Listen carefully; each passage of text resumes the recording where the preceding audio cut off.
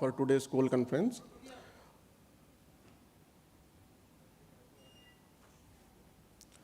So,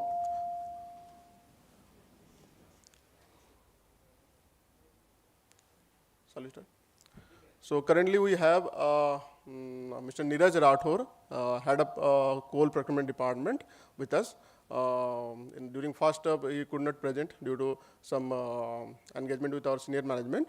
So firstly, I would like to request Neeraj sir to address the gathering for a few minutes, to say a few words, so that we can start. Thank you.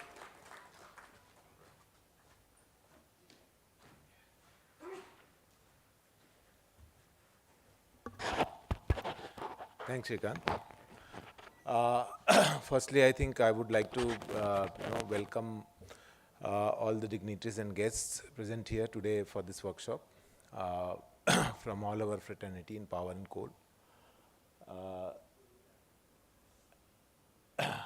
I think this is one of the most important topics that we have in any power plant. And I really congratulate JIPT, Mr. Johri, Mr. Katre and the team for, I think, making a beginning. I would say this is just a beginning, that we all are coming into one roof for this kind of discussions and, exchanging the views. I really regretted not being able to, join today morning due to some other engagement like he told. But I was watching it whenever I got some opportunity on YouTube. I think it was on YouTube Live. And I could see some of the very interesting discussions and, exchange of views happening there. So that definitely, this is such a critical area. Today, we might not have got so many of us, getting opportunity to join this session. But then, as I told, we can take this beginning to really some quite meaningful conclusions. We can keep conducting this kind of workshops and, interactions, and keep sharing our, mutual experiences, the best practices, and I think many such efforts and, interventions are being carried out by JPL and other, entities that we have. We also have, I think, colleagues from NTPC. NTPC itself, I don't need to say much about what kind of, advancements and things they have brought into the industry. So those learnings can keep coming, and then we all can march forward together on this. For now, I think Neeraj is here, Neeraj Chaube, Shrikant, and I can see Acharya Sahab also, Parasharji also. So they have just, I think, they're about to present you something on the present scenario of power and coal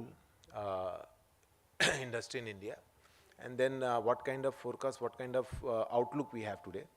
So I think not taking much time on this, I once again congratulate all of you to be part of this workshop.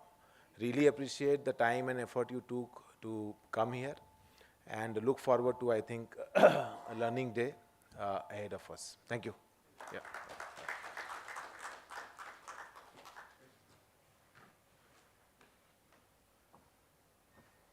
So the structure of the presentation is like, we'll first go through the current trends and market outlook on coal and power sectors. Then we'll also discuss some of the operational issues that we face in day-to-day operations in managing coal sourcing functions.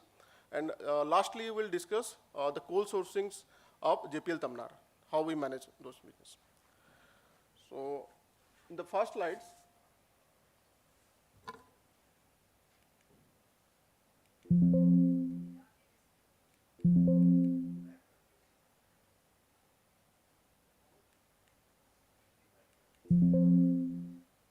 yes. So in these slides, we discuss about the projected growth of 7% in power generations, right? That is around 17-15 billion units we are talking about. And the contribution of thermal is 76%, like we see here. India being the second largest coal producers and third largest energy consumer of the world.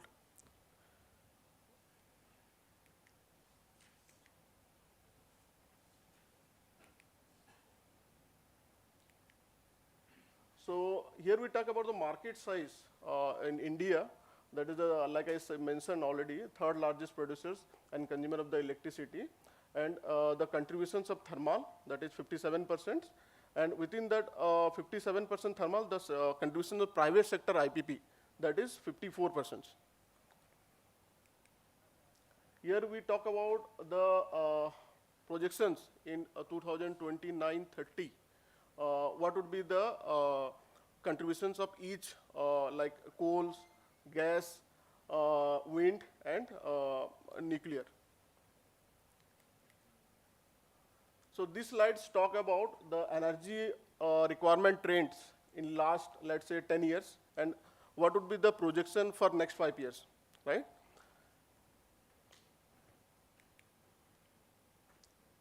So this is the energy mix we had in last 10 years. Here we would like to emphasize that the contributions of coal, right? The contribution of coal is going to be significant, let's say, for next 2030, right?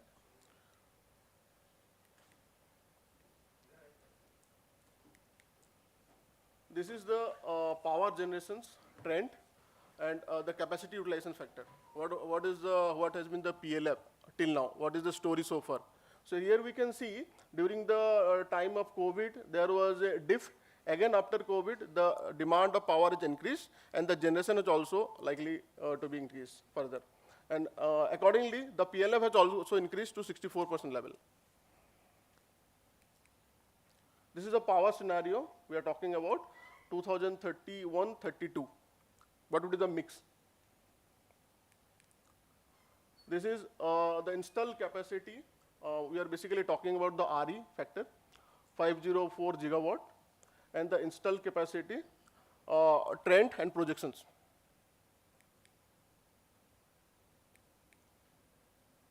This is India's coal generations for last 4 years, and the plant stock levels, right? And what is the trends? Like we had a dip till February, and after February, in March and April, again there is an rise in power demand. This is the sector contributions like cements, industries, for raising the demand of power in last 10 years. These are sector-wise contributions: sponge iron, cement, coking coal demand, likewise. So this is the demand-supply balance sheet of India.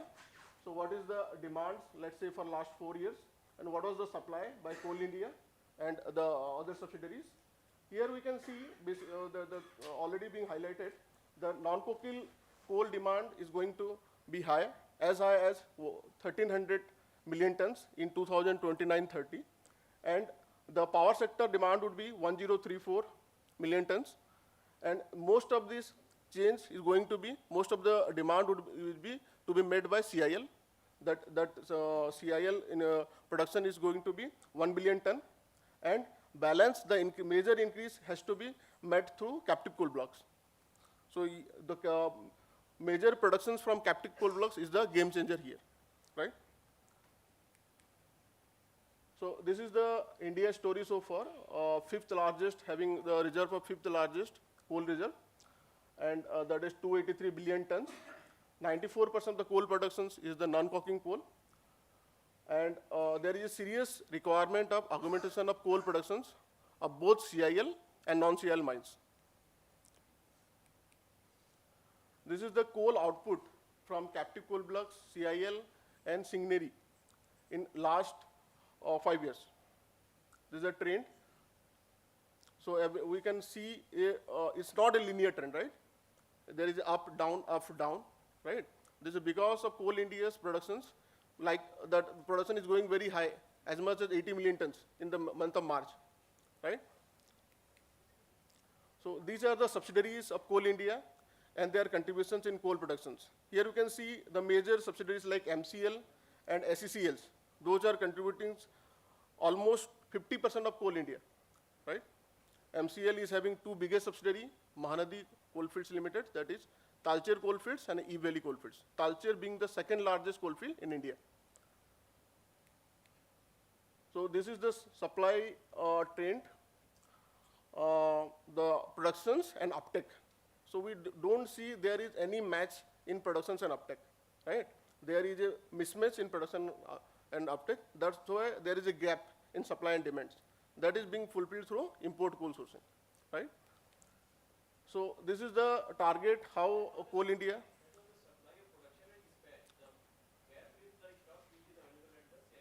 Exactly, right. So here is the coal productions plan of 1 billion ton by Coal India and how it is going to achieve the target of 1 billion ton.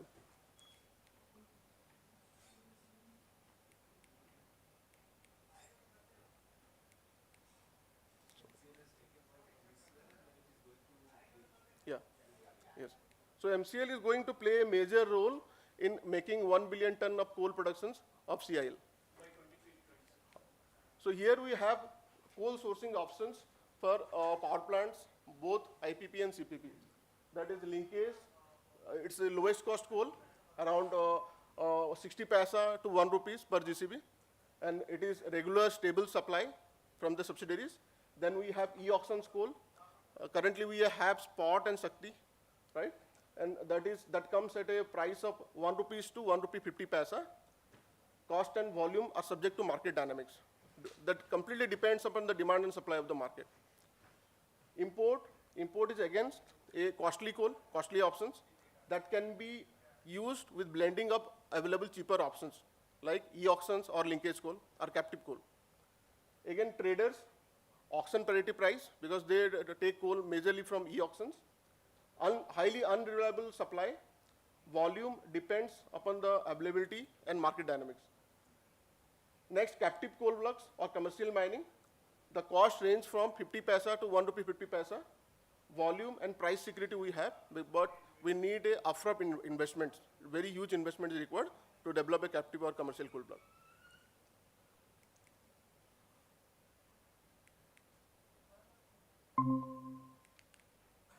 It's not working. Next slide, please. Pinto, it's not working.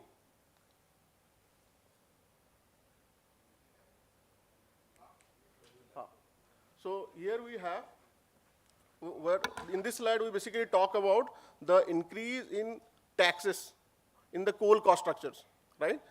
Currently we have the taxes equivalent to the price of coal.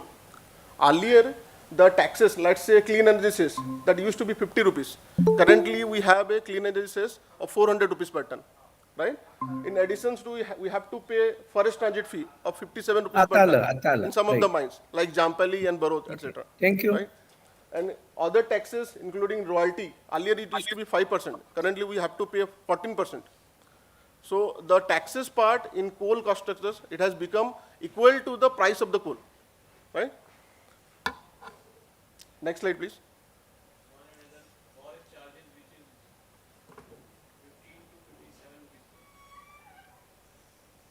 So here we talk about coal. Currently, we have the coal quality conformance mechanism from Coal India Limited. What is the as-is procedures? We have QCA with us, right? A third-party samplers among the employment agencies. So here we talk about the challenges we face and the way forward, how we want it to be, right? So I think it is the second slide.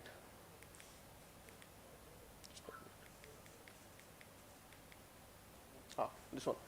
So in taking the samples in rail dispatch, normally we take our samples from 6 wagons. That constitutes 10% of the total samples. As per IS standards, we need to take at least 25% of the samples in case of rail mode.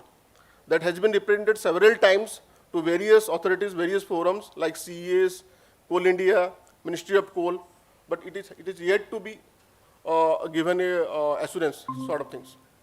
In case of road dispatch, we take samples from every 8th truck. That is again 12% of the samples. So their sample representativeness is very poor. And in case of sampling, sample collection constitutes 80% of the total correctness factor, right? In getting the credit debit notes, it takes around 6 months to 1 year to get the credit debit notes right? And random tables. In case of road, there is a prior determinations to take samples in every 8 trucks. So there is no random sampling over there, right? Again, the availability of equipments, primary, secondary crushers, pulverizers. Most of the mines, they don't have the basic equipments. Currently, there has been improvement so far, but most of the times, they don't have the complete equipment, setup equipments. The sample storage rooms, they don't have the CCTV for consumers' satisfactions, right? Manual coding and decoding is being followed in sampling, right? Again, there is substantial losses in getting the credit and debit notes. The taxes part, recently MCL has come up to refund the taxes. That is yet to be done. In SECL, still we need to get clarity what they do, how they refund the taxes part. And there is a substantial loss. Only MCL is in Yes. So this is again the second part. Here we talk about the getting the credit debit notes. In NTPC, as we understood, they get the credit notes in case of there is a supply of coal below grade. But in private sector customers, we are yet to receive the credit notes. Like they have mentioned, they will refund 1 rupees per ton. We are yet to get the credit notes, right, as per FSA. For ungraded coal, yes. And we talk about those SOP in coal sampling. There is a lack of comprehensive SOP, standard operating procedure in third-party sampling. That lead to erroneous results, right? They take composite same grade declarations. They don't separate the seam-wise coal productions, and that lead to grade slippage, right? And there is a lack of IT automations in total end-to-end process of the samplings. And implementation of GCV-based pricing mechanism, that is still pending from CIL or MOC, right? So how are these issues being taken up? So we have taken up this matter with Coal India, Ministry of Coal, Coal Control Organizations, and some of the parts, sir, they have they replied, but they are used to do some concrete changes. It is yet to happen. We are also taking up through various associations like coal consumer associations, independent power producer associations, captive power producer association. But any concrete this thing is yet to happen, sir.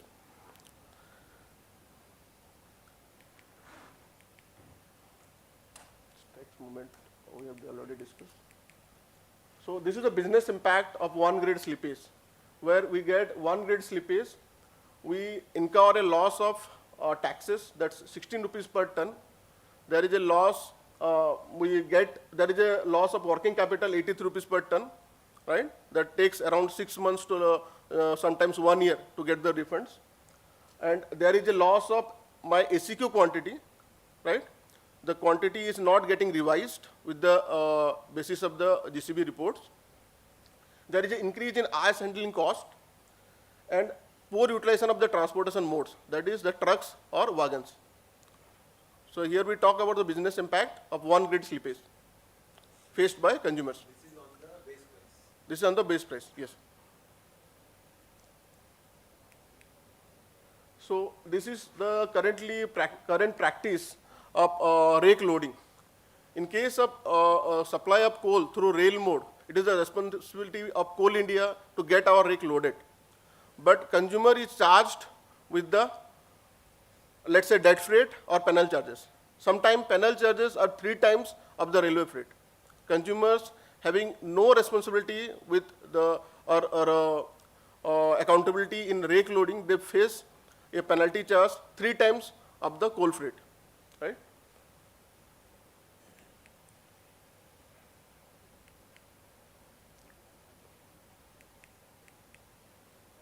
So in FSA, there is a provisions to issue credit notes below the loading of 59 tons in case of BOBRN, and in case of Boxen, it is 62.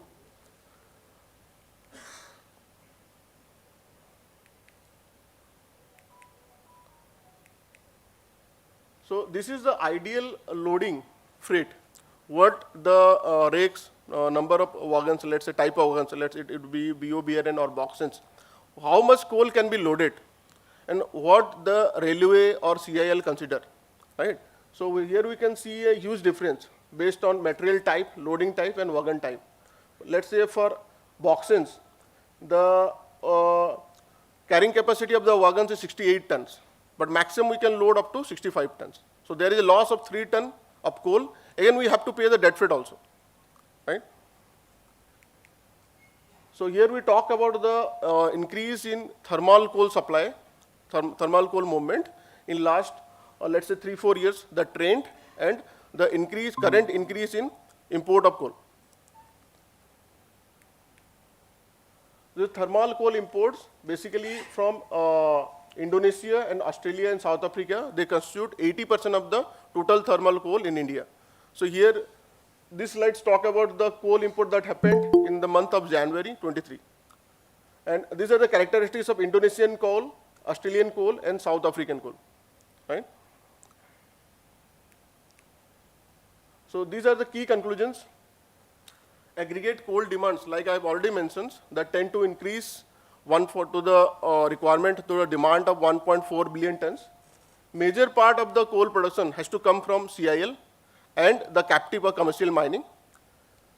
The RE target is 500 gigawatt, and this non-coking coal, sizable capacity of imported coal is to be continue for the consumers that they have set up the plants for import coal, right? High GCB, they need high GCB import coal. So this is the overview of our plant. Now we talk about JPL Tamnar. So these are the structure of our units, like formation of our various units. The requirement of coal is around 20 million tons. We have a FSA of 5.14 million tons. We get additional coal, 15 million tons, majorly through e-auctions, Shakti and spot e-auctions, 9.5 million tons. And we are also getting coal from our captive coal blocks, that is around 5.5 million tons.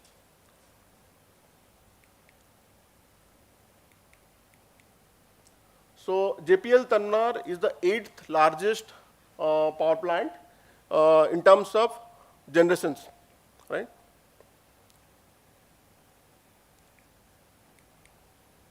So these are the catchment area where we source our coal, basically from MCL and SECL area mines.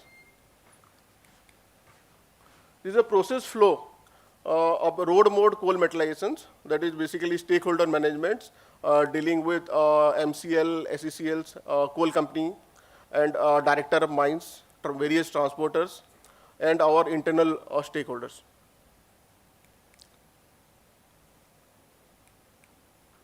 This is the metallization cycle where we get coal in rail mode supply. Again, stakeholder management, managing the EDRM, managing for the EDRM sanctions, getting the offer and allotment from subsidiaries and railway company. So here we talk about our vision of automation in coal supply chains. So mines data is being captured through GPS installations, GPS devices, when the trucks are getting dispatched from mines. Then we get the coordinates of various trucks from various mines. Then the trucks comes for a plant without any manual interventions. The gate net is being done. Then the gate pass is generated. Then the truck comes into plant queue. Again, the manless weighment will be done. Then the samples are to be collected. A loading area. Then again, the weighment will happen, TR weighment. Then it comes for exit. So this is a food for thought, let's say solar project by NTPC. Thank you so much. Thanks for the opportunity.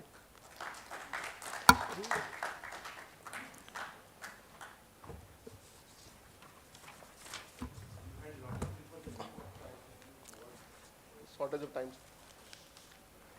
Thank you for very informative information shared by all of us.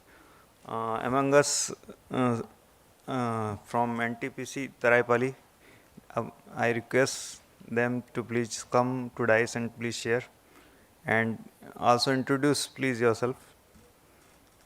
Please welcome our distinguished guest from Taraipalli with a round of applause.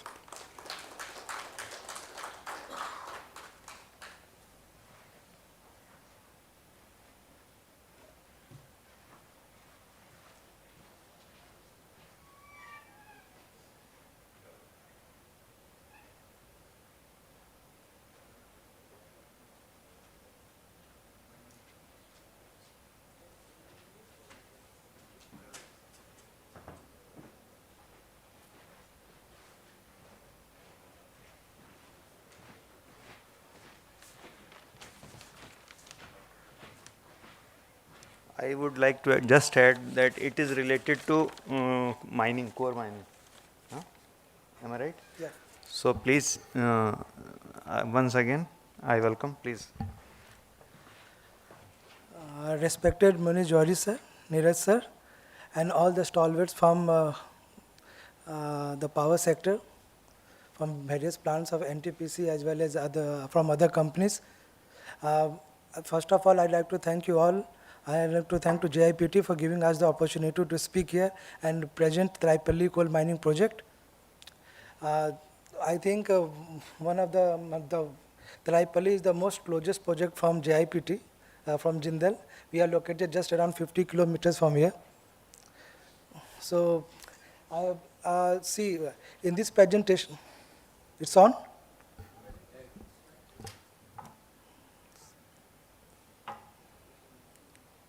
Okay, fine. Okay, throughout the session, we are talking about the coal supply issues that the thermal sector is facing. So there are lots of issues are there, and since I am the speaking from the behalf of coal mining, and NTPC has ventured into the coal mining, so NTPC got into the backward integration in coal mining with the purpose of solving all the issues that we are facing from coal mining end. So our expectations, the NTPC expectation from us is very huge, that we will close all the issues that we generally face from one of the bulk supplied Coal India. So we are trying our best. So let's start with the brief overview of NTPC. I think most of things has been covered by the NTPC. Straight away, I am coming to the corporate plan to 2032, in which we are talking about almost we will reach around 130 gigawatt company by 2032, and at present we are around 71,000 megawatt. In this presentation, the key thing is about the coal generation, about the requirement that will meet from coal mining, that is the captive one. So in this one, in a corporate plan 2032, that was conceived a few years back. In that one, we conceived around almost catering 25% of our captive generation, from 25% of our coal requirement from captive generation, which comes around something around 92 to 100 million ton of coal requirement. So our journey is at present, we have reached almost. Hello?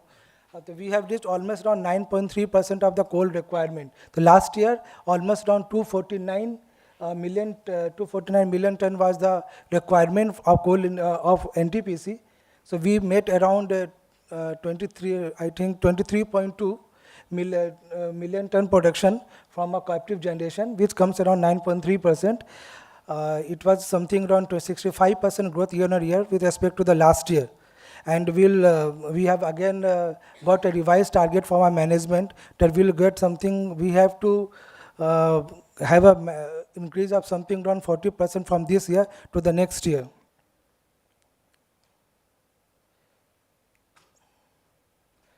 Now speaking about NTPC, as it has been said by the previous speakers, so I would like to move to the next slide.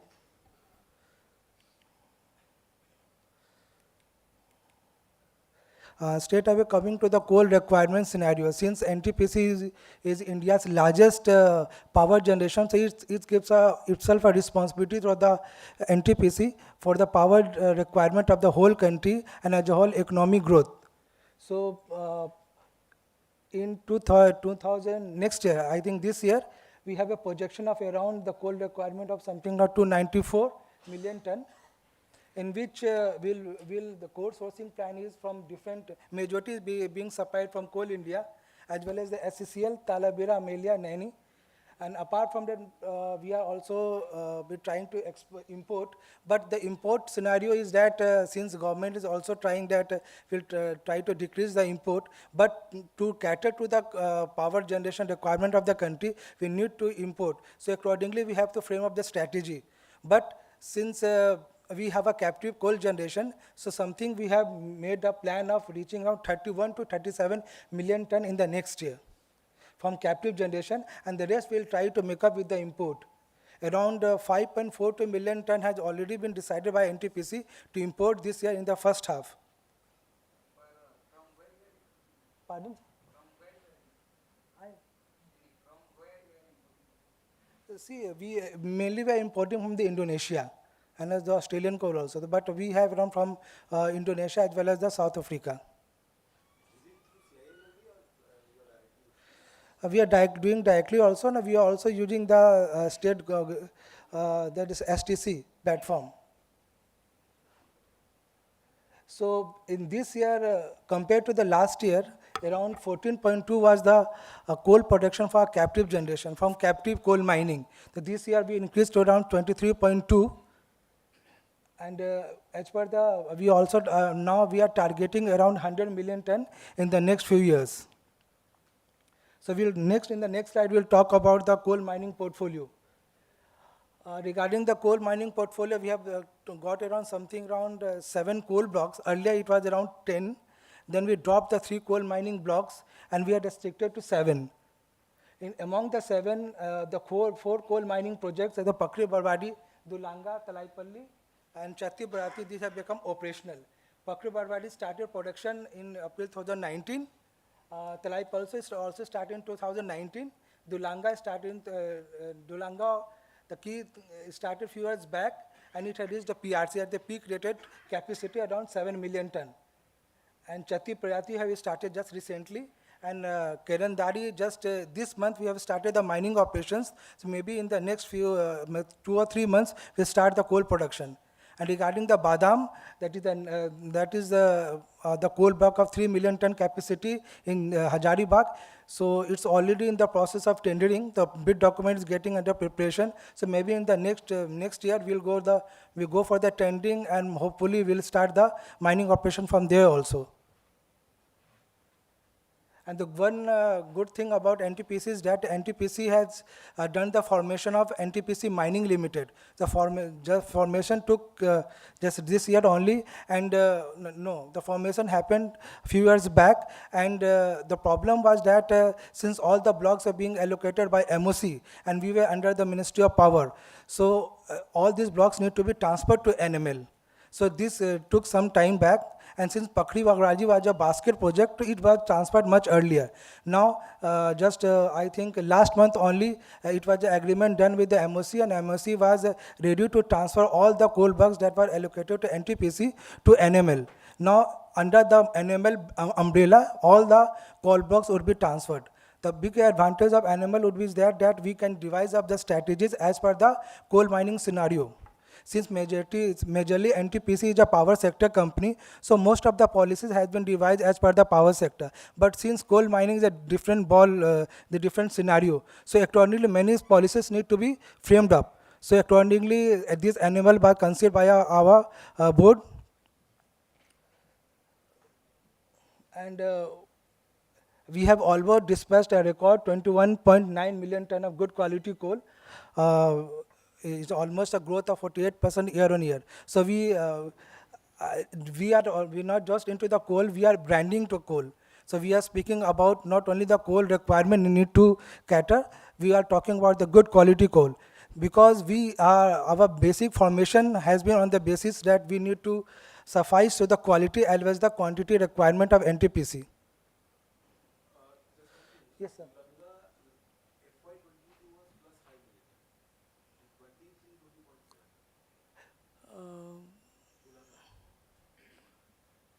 No, there's an error there. It's not 0.7, it's 7.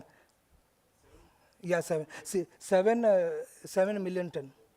It's an error this. Sorry, sir. Since Dulanga capacity, peak capacity is 7 MTPA. That's why we written that NTPC is the PRC, that's the peak rated capacity just on 31st March, the year, end of the financial year. Yeah, 7.0, it's a mistake there.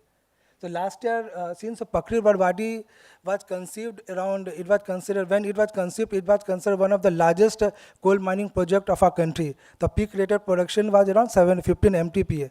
But NTPC board decided that we will try to increase the capacity. It has been again lots of brainstorming sessions are happening to reach to cater to the production.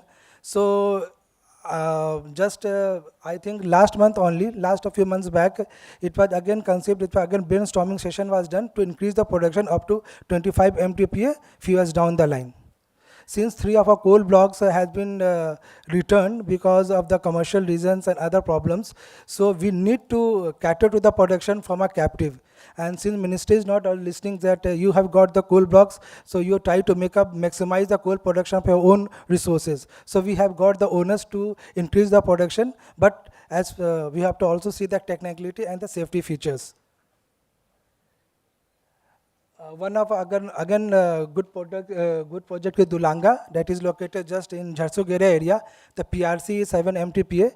And one of the project is Chatti which again on the neighborhood of Pakri Barwadi, located in Hazaribagh. The PRC is around 7 MTPA.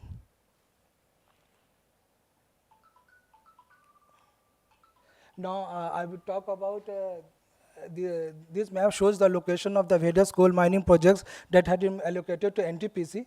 So as you can see that majority of the coal blocks like, you can listen to me?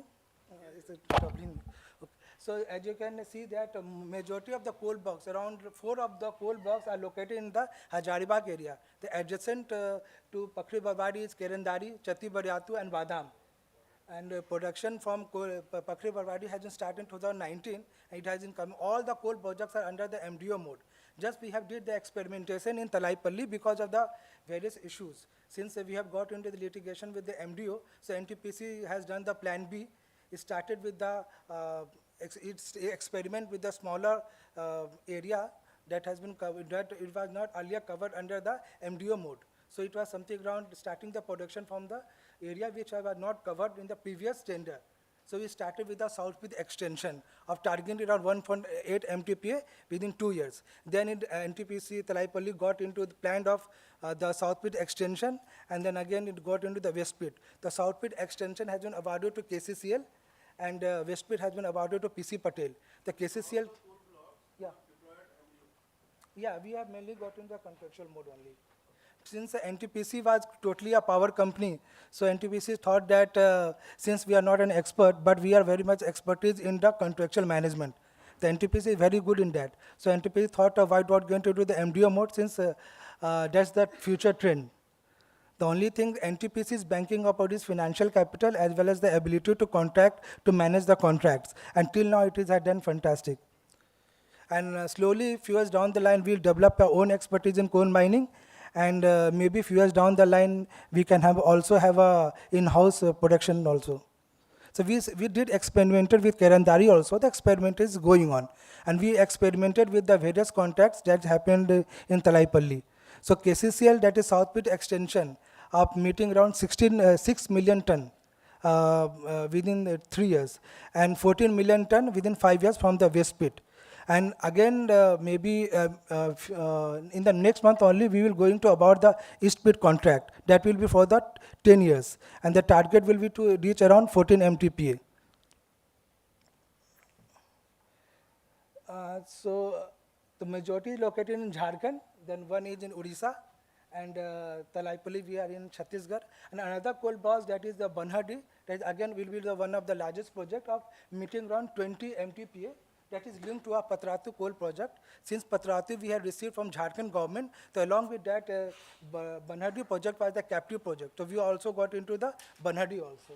So we are in the Banhadi, we are in the planning phase. So we are doing the land acquisition, or we are also parallelly we are doing for the awarding of the MDO. As you can see from the slide that from Pakri Bawari, the peak rate of production is around 18.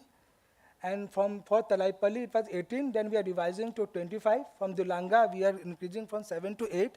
So Dulanga has already reached its PRC, that is 7, but NTPC management thought of why not increasing. Then some technical analysis were done, and based on that, we thought that we can increase the production from Dulanga from 7 to 8. Then totally, the combined peak capacity is around 79 MTPA. And NTPC is also going into the various auctioning process so that we can augment the production or portfolio of around 100 MTPA. And since we are talking about the coal supply issues, so I thought of covering that what are the various coal evacuation facilities we have set up at our various coal mining projects. And NTPC always believed that, he talked about the environment, always believed about decreasing the pollution, and we are NTPC focus is on transportation through railway mode.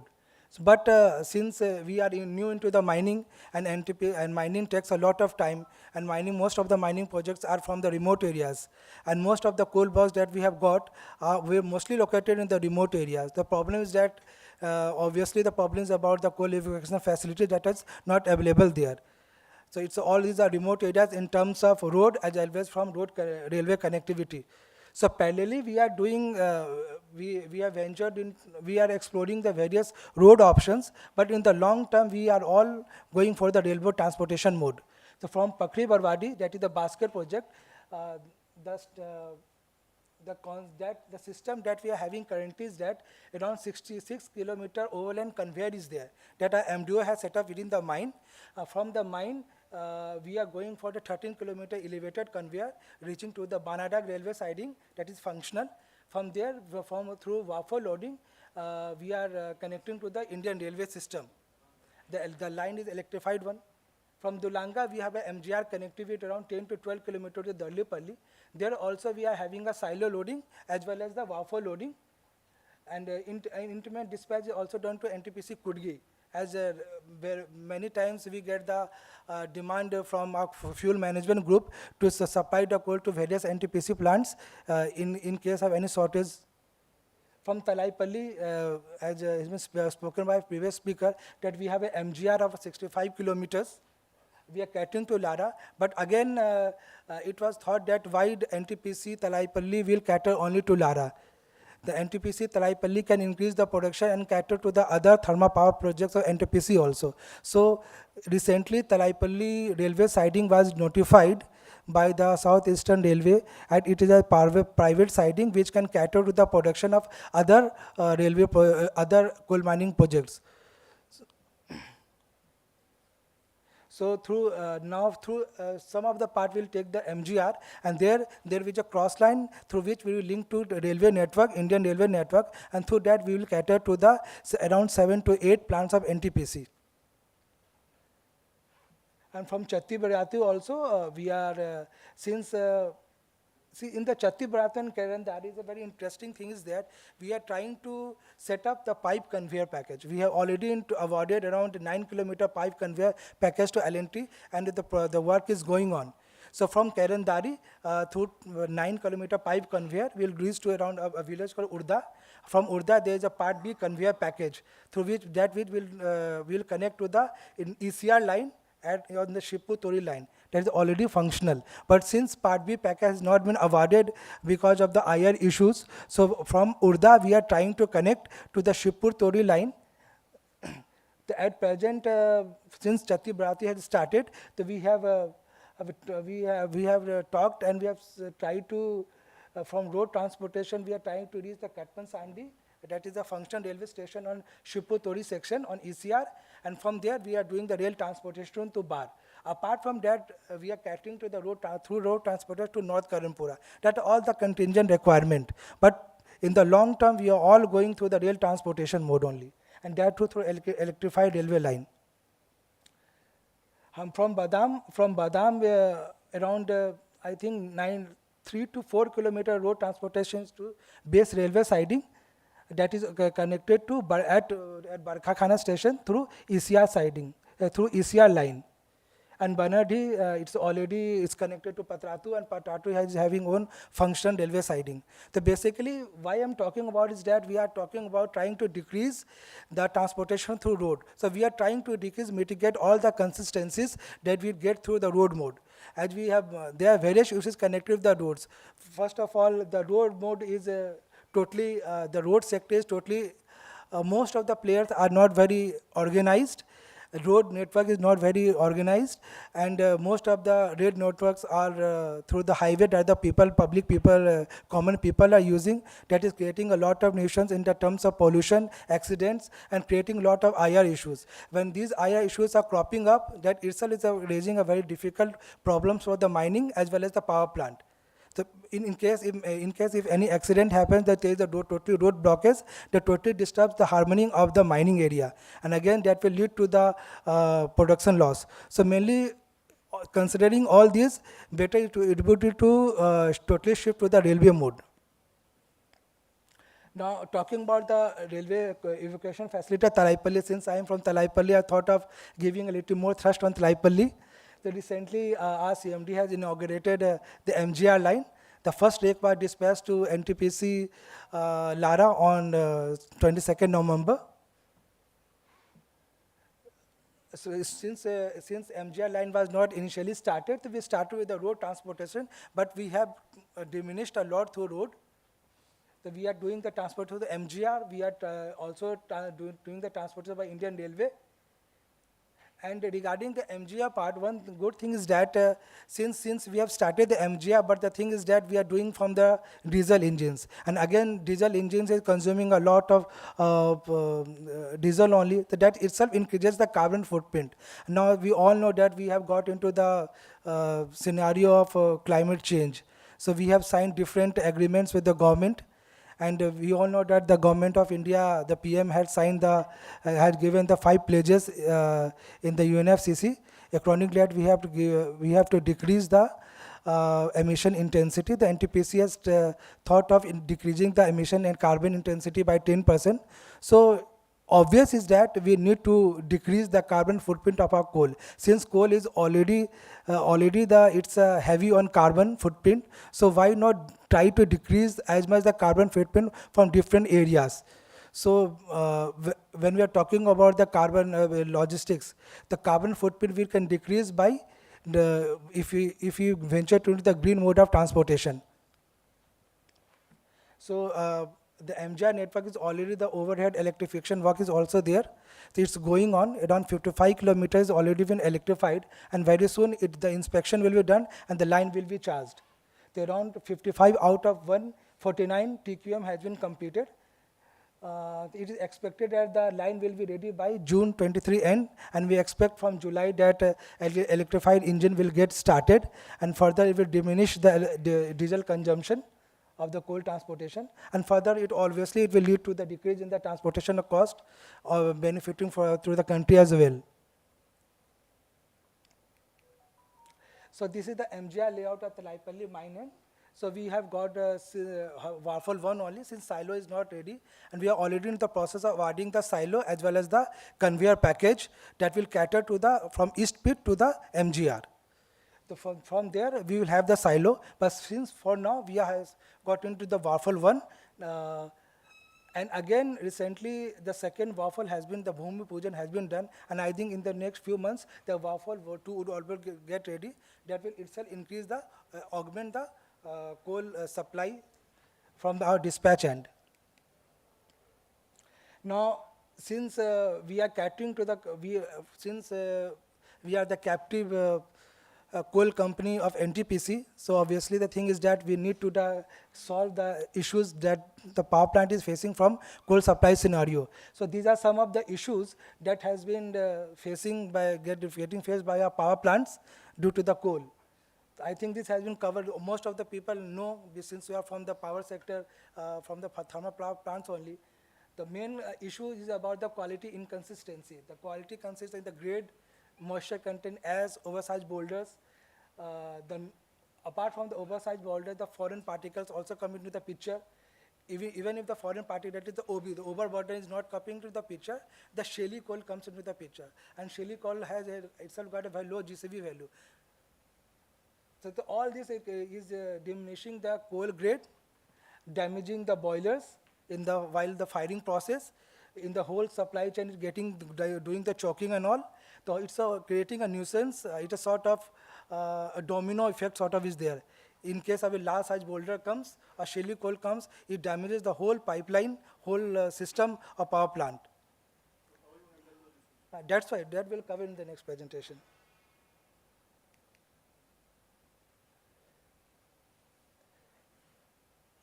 Again, apart from the coal grade, we are facing the issues of quantity and logistics. So these are the logistics issues that have been covered, the road transportation, the rail transportation. So here suggestion is that like the road transportation one, since a railway network is not available everywhere in the remote corners of our country where coal minings are located, but road transportation is still there. But road transportation, and most of the thing is that we are widening the existing road network that is catering the common people. That itself is creating a lot of issues. The one suggestion is that most of the, in fact, we know about the district mineral fund, that NTPC not like every coal mining company is paying, and the royalty. The NTPC, I think we are from Raigarh, we can see the Raigarh-Ghargora road. This is the pathetic, but thing is, while I got posted last year, I was just amazed. In fact, shocked that many of the mining area, mining companies are here, and government, Chhattisgarh government, or any state government is getting a lot of royalty in terms of from these coal mining. But still, where this money is going? And this road transportation is catering to the royalty or the revenue of the government. So one of the suggestions would be that why not do the scrutiny, have the proper utilization of district mineral fund and royalty receipt for mining companies in developing the separate road evacuation corridor. Why are we using the existing road network that is catering the common people? So why not having a separate road corridor? And regarding the rail transportation, in this area, NTPC, by going to the MGR or by going to the railway network, we are having a more consistent approach in terms of quantity, in terms of supply of railway wagons. Many times happen that, okay, railway is already burdened. So if you're going to the MGR, we are trying to shift from the burden. Rather than putting every onus on the railway network, we are trying to have our own dependency. We are getting independent from Indian Railway. So try to set a MGR. Now, even if we are getting the railway wagons of Indian Railways, we are doing that. We are having a lot of talks at the higher levels, at the ministry level, with the MOC and with the Ministry of Railways. So that coordination at the higher level of NTPC helps a lot in solving the issue at the ground level. So in terms of whenever NTPC is facing the coal offtake issue, the NTPC does a lot of things at the higher level. They do the talking, and that the result is that in the availability of wagons. But still, many of the wagons are defective. Almost around 5% or 10% are defective. So NTPC at the site level, at mining site, I think I talk about the Traipalli. I have seen people that we are doing the minor repairs of the wagons so that we don't fall short of the capacity. We are doing the minor repairs of the wagons. So one suggestion would be that the timely development, I think it has been talked a lot, many times, but again, we need to we need to talk to the ministry, the railways, and that we need to set up these dedicated railway freight corridors. I think it has been talked a lot, but this is the only solution, I think. And that too, all these railway networks should be electrified, because we are not into the area that we can increase the emissions. We are getting a lot of pressure in decreasing the emissions. So obviously, the electrified network will decrease the diesel consumption. Now what we are doing at a mining end, since we have not got the luxury as the Coal India has got. any issue is there from the mining end, obviously thing gets flagged at the power plant end, then the RDD or the concerned ED of that power plant raise the issue at a director level, and we're facing the hit. So obviously we have to solve the issues. So what we are doing at the quality level, one of the main things that NTPC is very good in framing of the contracts. So we are doing a lot of control at the contractor level only. So we are putting a lot of clauses, well-defined clauses. It's not very subjective. Well-defined clauses are there. If in mining contracts, whenever there is a stripping ratio is not met, or the quality is not met, if there is a slippage in the GCV issue, then we put a lot of penalty. But one thing is that putting the clauses and not practicing it. But I have seen people that we are putting the penalty on the mining contractor. So it gives a sense of alertness to the mining contractor to see this is not Coal India or this is not any other company. So this is NTPC, and NTPC is a different company. So they try to teach us, so you become like CIL. ऐसा नहीं होता, वैसा नहीं होता, sir आप mining वाले नहीं हो. But our higher management doesn't deviate. In that way, all these mining contracts get into picture. So NTPC is very good at close monitoring. I have seen people doing the very close monitoring of contracts. Every time there's lots of review meetings are there with the contractors, and these contracts are obviously getting to the line. Now, it's not like that we are leaving everything to the contractor. Now we are intervening right at the production level. Since apart from DGMS requirement, we already have a lot of manpower. Already is not sufficient, but we are very concerned about putting our manpower right at the grassroots level, right at the production level. So when we are going at the production level, we have an informed mining manpower that we are sitting right at the face. So obviously the supervisors and the operators of the contractors are there, but between deploying there, we do a lot of checking. We provide a lot of training through our VTC. We provide training that how to operate, how to function, and before that we try to fit into these operators that what NTPC is expecting. I normally take classes in VTC, so whenever these supervisors or the operators of these contractors come into picture, I try to make sure that what NTPC requirement is there. We make them informed about the coal quality, about the coal lithologs, that at what level what is the coal quality is there, at what level there's a different swim. So we give information about the coal seam, coal grade, coal depth, coal strike, everything, so that they have a fair idea and they don't do the mistakes. So there about the informed manpower, then NTPC is again like purchasing the simulators. Now, why we are purchasing the simulators? The simulators, we all know that gives a lot of training, virtual training, knowledge to the people. So through these simulators, we are trying to train the manpower of the contractors. Now, again, we are doing the visual inspection. So I am as a shift in charge of one of the shift. So I make sure that one of my supervisor, that the managing the supervision at the coal face only, they do the visual inspection. I myself do the visuals 3 or 4 times. Apart from their full dedicated supervisors there, we call mining sardar or mining foreman. Now they do the visual inspection. So we intervene there, and many times happens that, okay, normally from a customer when we think that you have provided a low quality coal. No, it's not like that. Things that from visual, shaly coal and coal doesn't look very different. And when we are doing the production at the mass scale, it's very difficult to convince the people working at the face to do things very finely. So it's a difficult work there that force the operators there to differentiate between shaly coal and coal of desired quality, and don't do the and separate the shaly coal. So we intervene there a lot. But contractors' tendency is to that जब भी वो सो जाए रात का shift में shaly coal को ही भेज देते हैं. Quantity meet हो जाएगा हमारा, देखा जाएगा बाद में. But NTPC is there. We normally intervene there and we tell that this is a shaly coal. We stand there, ये supply नहीं होगा, ये यहाँ नहीं जाएगा.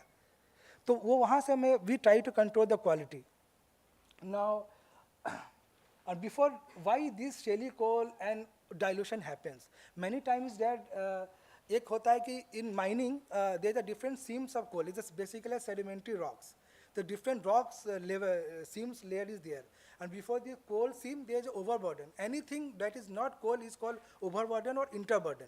Now, we do the blasting the overburden, but thing is that the interface of the coal seam as well as the OB, वो वाली चीजें होती that cause the dilution. That requires that we should not be very careful in doing the dressing, like making the coal face ready, so that there is no dilution. There again, a lot of expertise of the operators, the shovel operators and the supervisors comes into picture to totally eliminate the interface and make the coal face dry. Now, lots of water seepage is happening there. When the water seepage happens, then the shaly coal and the coal were difficult to demarcate. So all looks dark, all looks black. So before that, we try to dry the coal face. We dewater the coal mining area, the coal working phases, so that there is no confusion for the operators.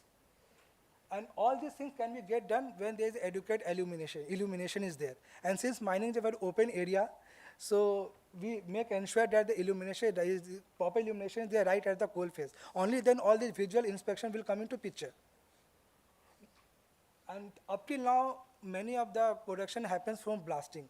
But since we don't have the luxury of very thick seams, very thin seams are there, and we can't leave the thin seams, so we have got into the surface miner. And the advantage of surface miner is that it does the selective mining. It can even extract the thin coal seams. Now it has a dual advantage in the sense that it eliminates, clearly demarcates the coal face, the coal seam, and the OB. So we get the normally very good quality of coal. Another advantage about the size, that the oversized thing doesn't happen here. The drum of the surface miners is adjusted in such a way that we get the normally around -100 mm, and that we have also put into our clauses. If any oversize is there, we do again the chaining process. Chaining in the sense that all this coal, the cut coal is lying on the face, and we do the cutting. That makes assure that all of the coal boulders, none of the coal boulders available, and all size is below -100 mm. So thereby we are eliminating the blasting of coal. Blasting again has its environmental problems, society issues are there, and dilution problems also there. And now again at the loading, one more check is there. While we are loading at the coal face, it happens that at different level the working is there. So at one base the coal production is happening, at other base drilling and blasting happen. But if the blasting process is not totally controlled one, then the overthrow material gets fall on the coal face. Now it causes the dilution, and one of the things gets, so again during the loading part, we need to make assure that all the foreign bodies do not get loaded. So there also we do the lot of intervening. So thereby we are checking at the loading phase also. Now this is the production part. Now going to the coal dispatch, and since different ships have different grades, normally varying around 1 to 2 grades, so we make assure that the grade-wise different stockpiles are mentioned. Different stockpiles are maintained. If need is there, we can do the blending and accordingly supply. So here also we are catering to the inconsistency. And regarding the stockpile management, since we are doing a lot of production that is not matching with the evacuation, so we need to maintain the stock. When we are doing the maintenance stock, we need to be very careful in doing the stockpile management. So we strictly follow the principle of FIFO, as well as I myself devote a lot of time in controlling the spontaneous combustion. That we all know that it damages the coal grade. Now regarding the coal supply quantity control, regarding the coal demand, now NTPC management, we have our NTPC corporate fuel management, we have coal coordination department, we have the fuel management department at the station itself, and the coal mining. I think every day at 10 p.m. we have a closed meeting.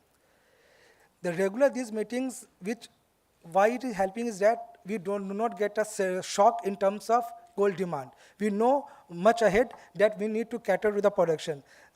Since from 18 we are going to 25, PRC of Dulanga is already reached, then suddenly there's 8. Then how the contractor will react? See, contractor can't increase the production instantly. They need manpower. Before that they need HEMM. That is very costly. And they have their own funds. So we make assure that we let the contractors know beforehand that, see, we are trying to increase the production and you try to make up your resources, arrange your resources. So the beauty thing is that we know all these things in advance. There is no setback or shock in terms of demand required. And we do the advanced planning for monsoon also. And all these things gets, when we are talking about the demand, we only can meet the demand when there is a very continuous production. There is no interruptions. One of the the hazardous area is mining.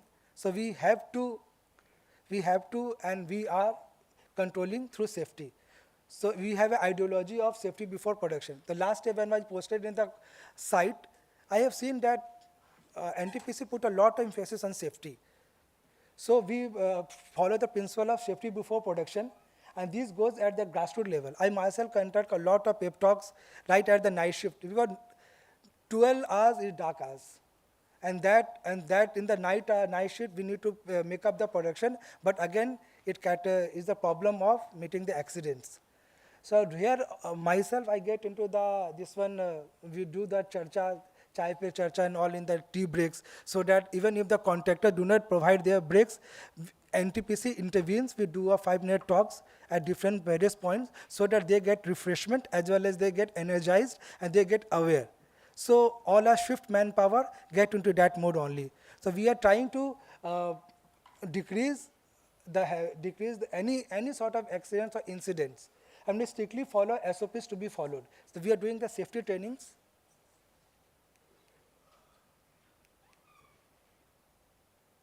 And regarding talking about the safety part, I will cover in the future slide that we have set up a Sachetan app.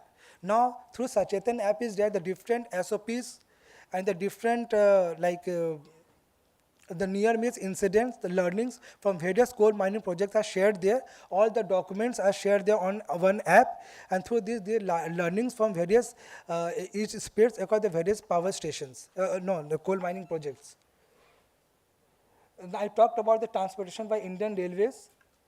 We are trying to increase optimizing the turnaround time. We are doing the sampling and doing the optimal coal loading. Even awarding the contract of coal loading, we strictly follow that follow all the safety features. All the HMM are covered under the safety, and the SOPs are followed, so that the coal loading doesn't take much time, and it's happening, so that we can prevent the demurrage charges as well. And again, we have put all these things into the contracts. Regarding the weightment issues, we have set up a properly calibrated weigh-based trucks, in-motion weigh bridge.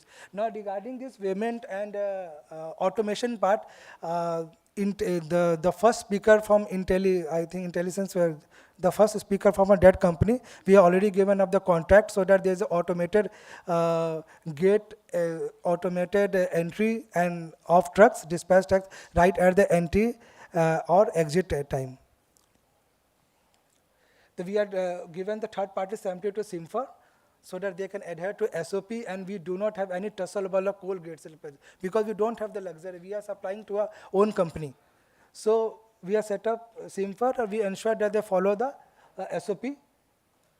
We have set up our own NABL activated labs. So we do the grade analysis right at the mine end, and also at the power plant end. And recently, we have taken one more initiative. We are planning to set up get deployed auger sampling system. Now the auger sampling system, again it was covered in one of the slides, I think from the CPAT. Auger sampling is that it's a JCB attached with the auger sampler. It will do the swift sampling process, and it will, it's not something like sampling right from the top of the wagon. It will dive into the wagon, and it will have a more representative sample. And again, it will lead that around 20 to 30 minutes we take time in collecting the samples. I think doing this will decrease the sampling time. In the future, we are also, mainly in Dulanga, we are thinking of operationalizing the silo loading, installation of auto sampling system and sulfur analyzer. We are also setting up the laboratory information system, and we are doing the barcoding system all the coal samples. Now the various green initiatives that we are doing, since we are talking the emissions, and NTPC talks about the different green initiatives that we need to take up. So we normally it's done by every plant, like cardoning the whole area with a green plantation. We are setting the siltation pond so that whatever the drainage water that is collected from the dispatch area, that itself contains the hard metals, that it shall not get seepage into the underground water. So we are collecting this water through drains, and we have set up the siltation pond so that this area, all the sediments get settled, and then we can discharge. Regular water sprinkler process. I myself comes into picture in implementing all these things, and fog cannons will be very soon will be installed to suppress the dust. And one more thing is that we are purchasing the vacuum road cleaner machine, because whenever the road transportation happens from the mine and also to the waffle or siding, then there's lots of coal gets fallen on the road and itself creates a lot of issues during the summer season. In the road transport, normally we have getting covered with GPS system, real-time tracking, and RFID also we are putting. GPS, I think all the contractors that itself have the GPS. It's not really like a GPS integrated GPS system. That's an independent transporter GPS, so that we can have a idea of the tracking of the different trucks. The very soon, the integrated GPS system would also be set up. But since it's just around 3 years, we are already, since I think if the old contract wouldn't have been shelled off, then all these things would have come into picture. You are using dedicated trucks? No, not dedicated trucks. Again, that all the previous speaking about the issues, that all come into picture here. That's why we are phasing out from roadways, trucks and all. The various digital initiatives, these are the all in-house digital initiatives. We have set up a Sachetan app. It's a basically dashboard sort of thing that we can do the reporting of incidents, checklists, digital libraries. There's all the DGMS circulars are uploaded here, so that there's a very easy access of all these things to the whole mining manpower. There's a trailing calendar there. Our R&D were very much instrumental in conducting at least one safety training per week. So he himself intervened at the headquarter level, and all this happens to recently now it's happening to MS team. So that everybody is contributing.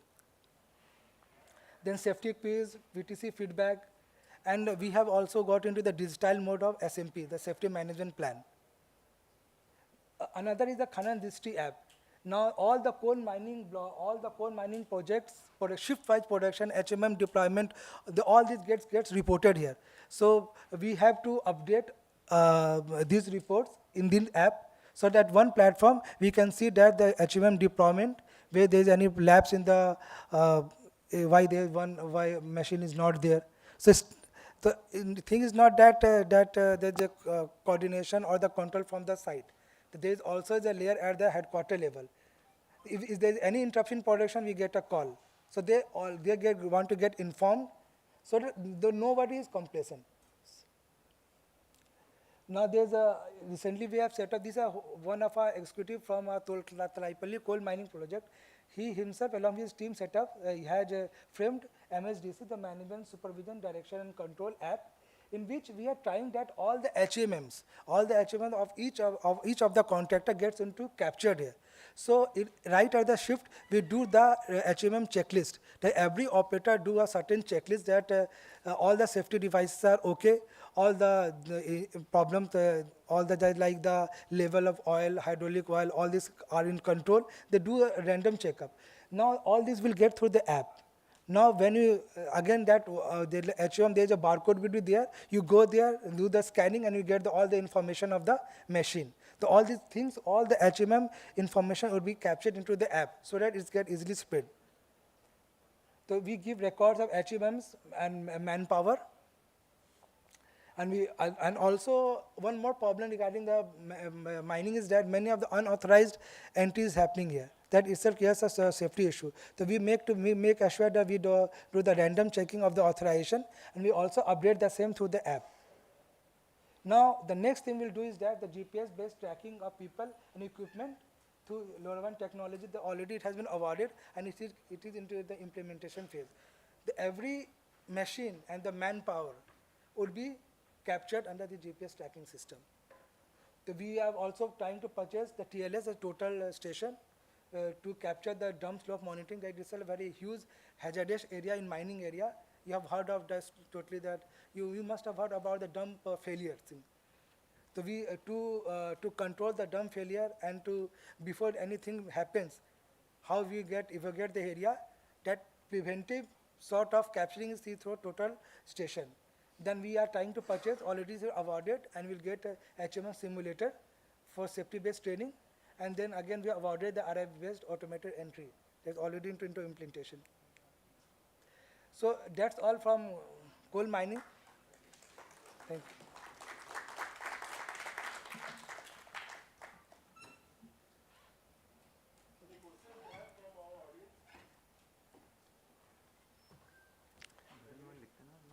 नहीं, Sunil Kumar Kamal Kamal sir. तो sir ये सब वो चीज़ें हैं sir जो हम लोग कर रहे हैं, लेकिन जैसे जब बड़े बड़े MDO कॉन्ट्रैक्ट जब आने पे बहुत सी चीज़ें आसानी से किए जा सकती हैं।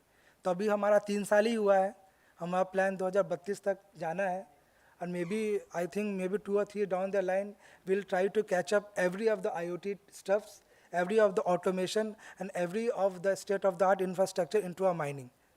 And under supervision of our current director, they're very dynamic. I have seen them working. I think all these things will come into reality. That's all from Talaipalli Coal Mining. Thank you.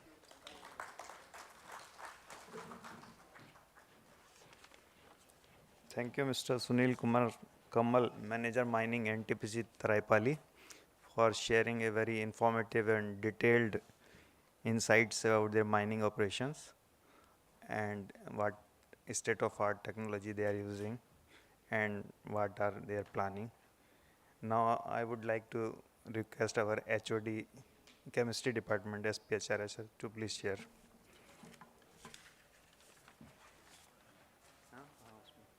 दिया आप mail कर दिया ना, आइए मैं बोलता हूँ।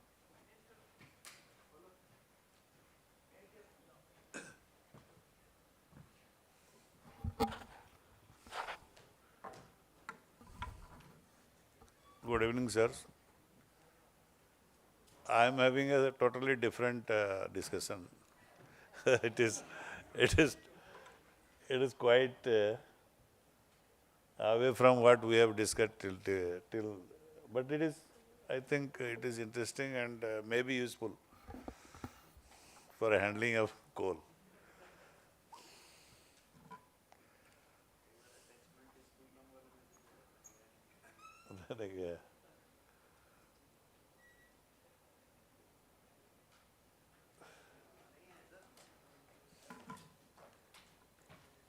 गया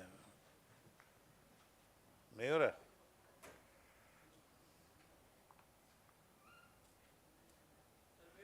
हाँ ये है ना, ये है ऊपर ऊपर है। हाँ नहीं वो नहीं है, ऊपर है ना, ऊपर है वो वाला। हाँ स्पॉन्टेनियस नहीं वो नहीं है।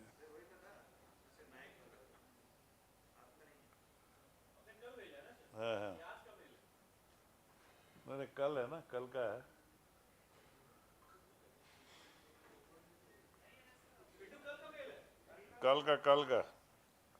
कल कात्रे साहब को भेजा था,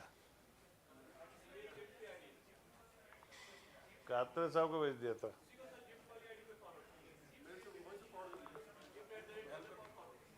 कात्रे साहब को भेज दिया था मैंने। सेंट मेल पे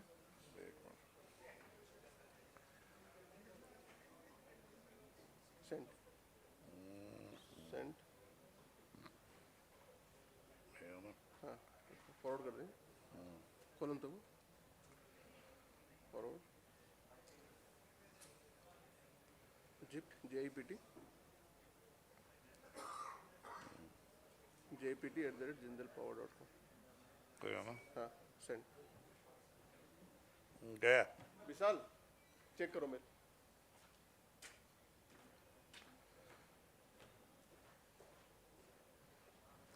नहीं ये नहीं है, ये नहीं है, ये नहीं, रुको रुको रुक जा कल भेजा यार उसी में होगा ना फिर नहीं रुको ना यार स्पॉन्टेनियस पर कोल क्वालिटी है हाँ स्पॉन्टेनियस कहाँ है स्पॉन्टेनियस ही है ये इसी को ऐसे रुके प्रेजेंटेशन है हाँ जिप्ट JIPT वेरी गुड सेंट अभी नेक्स्ट जो गया था और एक PPT दिए हैं रिफ्रेश करो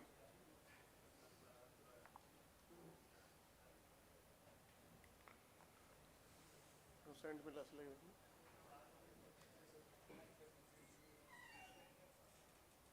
नहीं गया हाँ आ गया आ गया। P1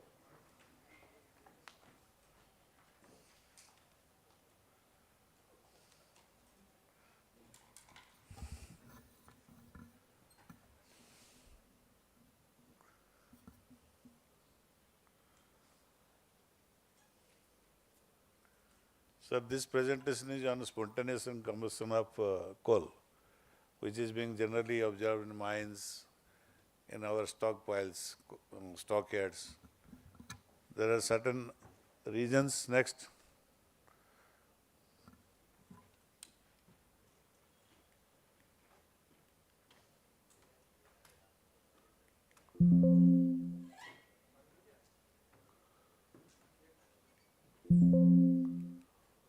Sir, what is spontaneous combustion?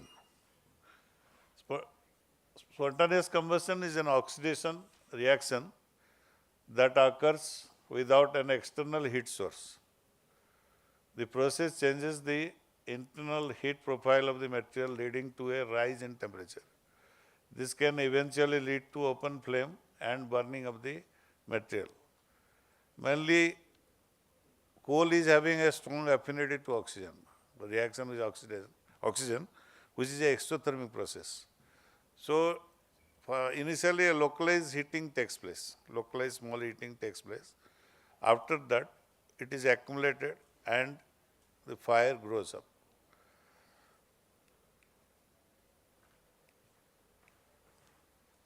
क्यों नहीं चल रहा?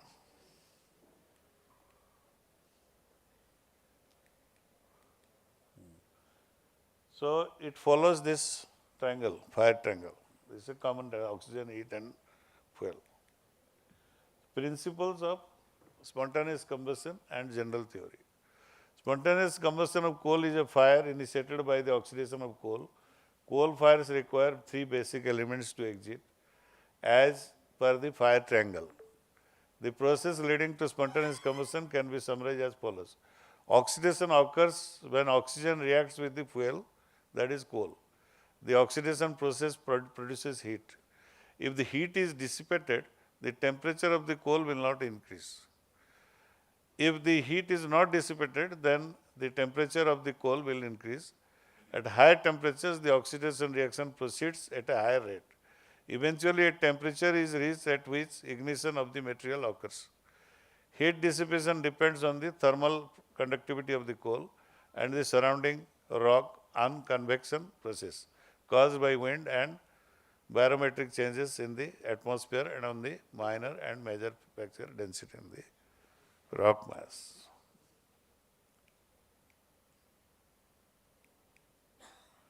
So this is the theory, sir. There are so many theories. Actually, till date there is no conclusive theory on how spontaneous combustion takes place in coal. But many authors have suggested these 5 fundamental theories. The first is the coal-oxygen complex theory. Like all other oxidation processes, the absorption of oxygen by coal is an exothermic process. Generally, coal reacts with oxygen, gives a oxygen complex with coal, which is further oxidized to carbon monoxide and carbon dioxide with water and heat. Then there is a pyrite theory. Pure pyrites which are present, normally present in coal, if the percentage of pyrite content is very high, then it may also lead to spontaneous combustion, and because pyrite contains 46.37% iron and 53.33% sulfur and reacts with oxygen at room temperature, emancipating heat. There is a bacterium theory. Bacteria also encourages self-ignition of coal to generate heat. There is another theory, that is phenol theory. Phenolic, hydroxyl and polyphenols, they also may lead to, because first one triggering is required. It is only endemic, initially it is endemic heating, the small area it covers. After that, with oxygen and other ingredients, the fire catches up and temperature goes on increasing. Then there is another electrochemical theory which describes auto-oxidation of the coal in microgalvanic cells present in coal components. So these are the factors affecting the spontaneous combustion of coal. All coal seams have some propensity to spontaneously combust, and it is important that a mine understands the risk associated with the coal it mines. It is specific to mines, how it catches fire. The magnitude of the problem depends on a complex range of factors. Intrinsic factors, coal composition, rank and petrographic constituents, coal friability, this is also very important, particle size and surface area. Moisture content is also another very important factor in spontaneous combustion. The presence of iron pyrites also leads to spontaneous combustion. There are some extrinsic factors, that is climatic conditions, temperature, relative humidity, biometric pressure and oxygen concentration, stockpile compaction as related to height and method of the stockpiling, dump consolidation influenced by height, method of formation and equipment used, presence of timber or other organic waste, that also will lead to spontaneous combustion in coal. Presence of timber and other materials, and excavation stability and maintenance, strata conditions, method of working and ventilation. If ventilation will be there, then there will be spontaneous combustion, because oxygen can easily enter inside and it may lead to spontaneous. So these are the parameters. An assessment of the self-ignition hazard must be undertaken for each mine site and circumstance. The most important parameters involved in the heat balance and therefore the self-heating are size of coal particles, quantity, calorific value, heat conductivity, geometry and dimensions of the mining operations and coal storage facility, heat transfer coefficient on the outside surface of the bulk, ventilation, degree of compaction. Degree of compaction, size and आपका calorific value and heat conductivity, ये चार important parameters है, which is specific to a mines a type of coal.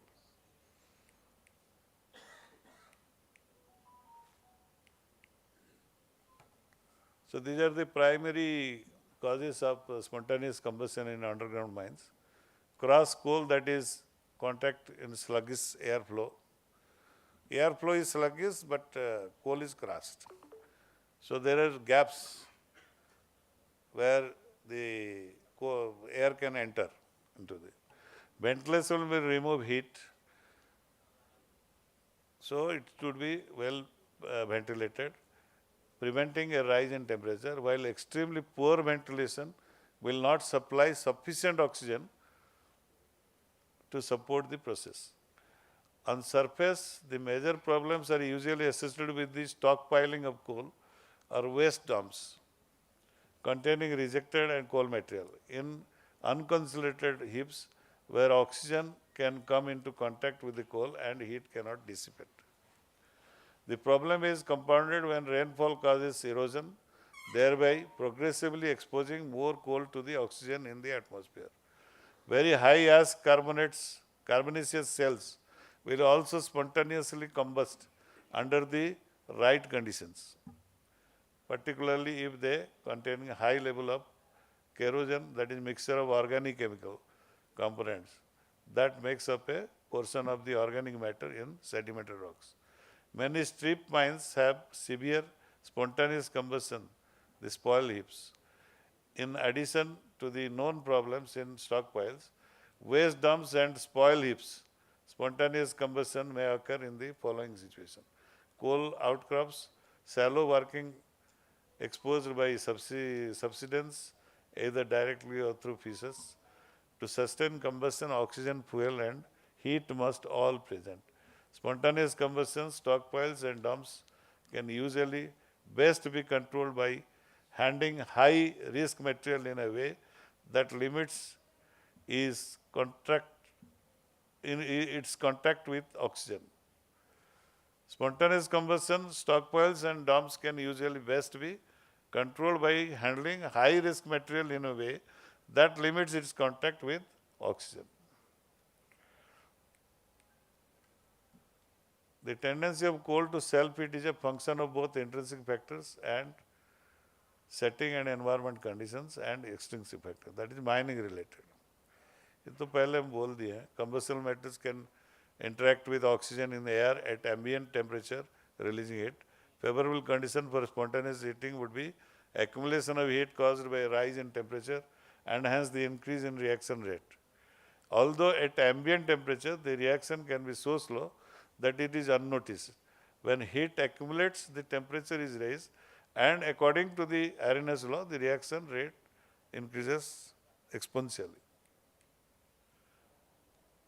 The result of interactions between these factors in a given situation is a complex and subject of ongoing debate. इसका अभी तक कोई clear cut कोई इसका spontaneous combustion का कोई theory अभी तक एस्टेब्लिश नहीं हुआ. Lower rank coals are more liable to self-heating, friable, high reflectance components, particularly fusionite, that constitute showing well-defined cellular wood. उसको करने कॉम्पैक्ट करना पड़ेगा और कवर करना पड़ेगा, ऑक्सीजन जैसे जाएगा.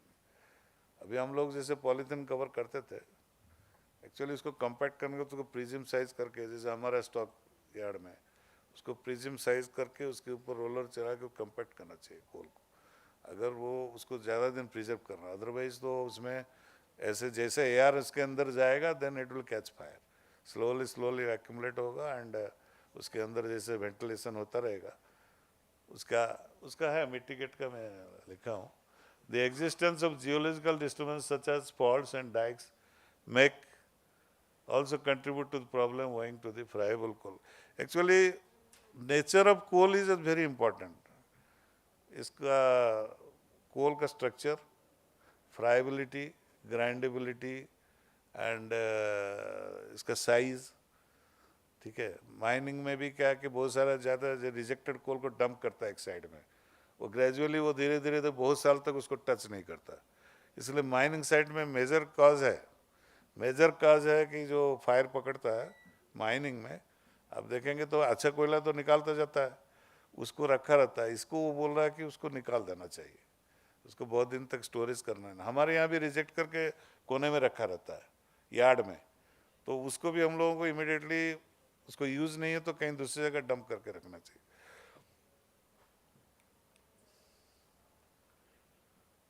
ये सर प्रेडिक्शन है, कैसे हम स्पॉन्टेनियस कंबशन रिस्क को प्रेडिक्शन कर सकते हैं. Based on inherent characteristics, prediction requires classification of coal based on its inherent properties. However, there is no universally accepted method of coal categorization or for measuring the propensity for spontaneous combustion. The following techniques is applicable.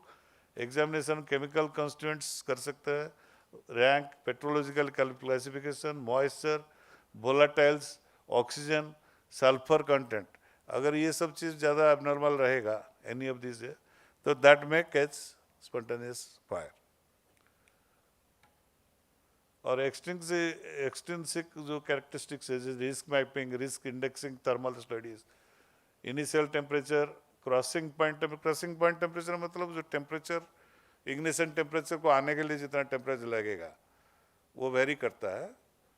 तो जैसे semi bituminous में हम लोग का 160 to 170 ignition होता है, 160 to 170 degree centigrade में ignition हो, तो वो क्रॉसिंग टेम्परेचर कहाँ तक जाता है वो स्टडी करना है. Crossing and ignition point, modified CPT DTA method,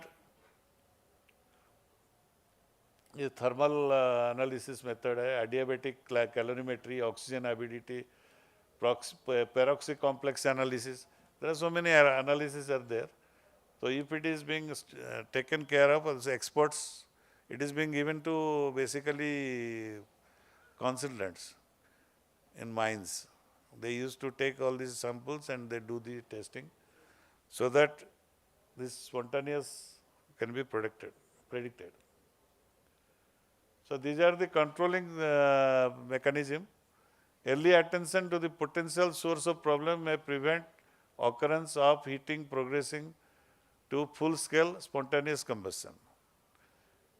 एक tailing जो plant rejects है, tailing dams should be capped with at least 1 meter of inert non-carbonaceous material. Topsoil should be added and the whole area revegetated. तो जहाँ पे जो discarded material रहता है, जैसे tailing material है in coal mines, उसको आप पूरा clad कर दीजिए, ठीक है, उसके ऊपर क्लैड करके वेजिटेशन कर दीजिए उसके ऊपर, सो दैट वो फर्दर उसको अफेक्ट करेगा नहीं. फिर कोर्स रिजेक्ट जो discard problem material should be in place in layers and compacted using a roller particularly on the edges of the dump so that infiltration of the oxygen is minimal. The final landform should be such that erosion and runoff is minimized and new area of discard coal are not exposed to the atmosphere. इसका मतलब ये mines में जहाँ पे rain है, rain में जो run of हो जाता है तो it is being expose, coal is being expose to atmosphere, उसको डिस्कार्ड करना है. कैसे उसको प्रिवेंट करना basically. The final landform should be such that erosion and runoff is minimized. Spoil heaps in strip mining, open cast mines. The sequence of spoiling should be result in accumulation of coal material, particularly if pyritic, being buried under inert spoil. अगर pyrites inert spoil के अंदर buried है, then it may catch fire. The most reactive material should be enclosed within less reactive material. If this is not possible, then rehabilitation of the spoil heaps should take place as soon as possible and a thick layer of soft should be used before topsoil is added.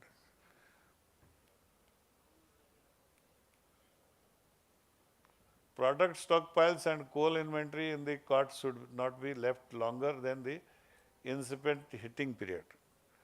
An indication of the length of this period can be obtained from specific tests such as CSIR, bunker test, both run-of mine and saleable product. Coal have been known to be susceptible to spontaneous combustion. Particular caution should be taken where there is segregation of material sizes because of stockpiling dumping technique. A layer of coarser particles at the base and edge of the stockpiles may result in increased ventilation passing through the coal. The situation of the particularly aggravated by prevailing hot, moist winds, and this may lead to a high risk of spontaneous combustion in the summer months. Shape and orientation of stockpiles and dumps. The height of stockpiles and dumps may be a critical site-specific consideration. When the technique is feasible, considerable benefit can be obtained by building dumps in relatively thin compacted layers. Longer term stockpiles, particularly of product coal, can be further safeguarded by spraying the surfaces with a thin bituminous coating to exclude air.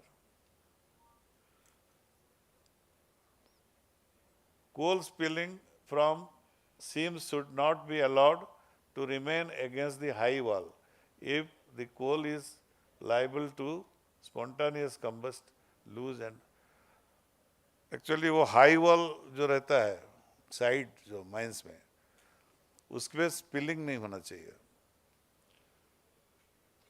Fires can be detected fairly early in the development. Before any obvious smoke and a flame, any of the following may assist in early detection. Temperature difference अगर होता है, heat, haze and steam plumps may be observed on cold mornings and in time of high humidity. Hot spots may also be detected by infrared monitoring as instruments or photography. Routine surveying of stockpiles using infrared scanning devices is an excellent precaution in situations where spontaneous combustion may be likely to occur. Efflorescence caused by decomposition of pyrites and sublimation of sulfur is a strong indication of heating in pyritic high sulfur coals. Infrared cameras can be useful to detect near surface heating. A typical thermal image of spoil, pile smell, fires are readily recognized by their distinctive smell. Oxidation of coal causes a release of large volume of noxious and flammable gases, which themselves may represent a hazard owing to asphyxiation, poisoning, fires, and in enclosed places, the risk of explosions. Effective control of spontaneous combustion can be achieved by using a combination of techniques. The control measures that can be applied in South Africa collieries can be listed three groups. Control measures to reduce or eliminate oxygen from the process, sealing agents, dosing over, buffer blasting, light blasting. Cladding of the high wall reduce the temperature and hence the reaction rate. Water cannons onto the high wall and in front of the drag line and during cooling. Nitrogen injection into old workings. Carbon dioxide injection into old working. Removal of the fuel. Excavation of hot or burning material. The efficacy of these control measures is dependent on individual situations such as mining layouts. Small scale fires in stockpilers or areas exposed by mining may be extinguished or controlled by flooding with water or by removing the burning material. Caution must be taken when fighting spontaneous combustion fires with water, as dangerous reaction between water and heated coal can occur. Water gas बन सकता है, इसलिए वो भी थोड़ा carefully करना है. In attempting to control heating by spraying or injecting water, it is possible to produce water gas, which is a mixture of carbon monoxide and hydrogen. Both these gases are highly flammable and are produced in reaction between hot carbon and water. The chemical reaction for this is carbon plus water, carbon monoxide, hydrogen. Because of the wide explosion limit of water gas, 4%, 74%, the highly toxic nature of carbon monoxide and the presence of source of ignition, production of water gas should be avoided as much as possible. Thus, water should only be used to control heating if the heating can be inundated rapidly, limiting the amount of water gas produced and excluding air. Even in surface operations, where risk of explosion is lower, crews fighting spontaneous combustion by using water should monitor carbon monoxide and hydrogen levels. Firefighting foam has been used as an alternative to water with some success. Factors affecting spontaneous. The factors are grouped in chemical and physical properties. Chemical factors to be considered in order of importance are presence of pyrites, rank of coal, weathering, moisture, organic sulfur, chemical deterrents, calcium chloride and sodium bicarbonate, ozone and bacteria. The physical factors are particle size, moisture, oxygen supply, temperature, occluded gases. When occluded gases पर जो trapped gases, जो mines के अंदर जो रहता है, वो occluded gas. Ventilation and conductivity. Factors, intrinsic factors है, extrinsic factors, atmospheric, geological and mining, pyrites, moisture, particle size and surface area, rank and petrographic constituents, mineral matter, temperature, moisture, barometric pressure, oxygen concentration, bacteria, coal seam and surrounding strata, method of working ventilation system and air flow rate. Pyrites content may accelerate spontaneous combustion, changes in moisture content. The drying of wetting of coal have apparent influence on the propensity of coal to self-heat. As the particle size decreases and the exposed surface area increases, the tendency of coal towards spontaneous combustion increases.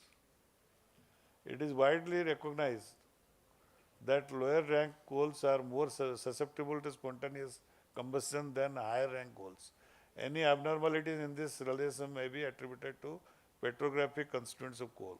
As content generally decreases, the propensity of coal to spontaneously heat. Certain constituents of the ash such as lime, soda and iron compounds may have an accelerating effect, while others such as alumina and silica produce a retarding effect. It is clear that some chemicals promote combustion while others inhibit its development. It is known that oil shale bands adjoining coal seams play an important role in mine fires. The presence of faults and zones of weakness around faults may contribute to the danger by allowing air leakage into the coal mass. Air flow rate is complex factor because air provides oxygen while it also carries away the heat produced. There is critical air quantity that supplies sufficient oxygen to allow the coal to oxidize, but is insufficient to prevent the generate heat from accumulating. Changing atmospheric conditions because of air moving in and out of coal seams, this is of particular relevance where old working are exposed by surface.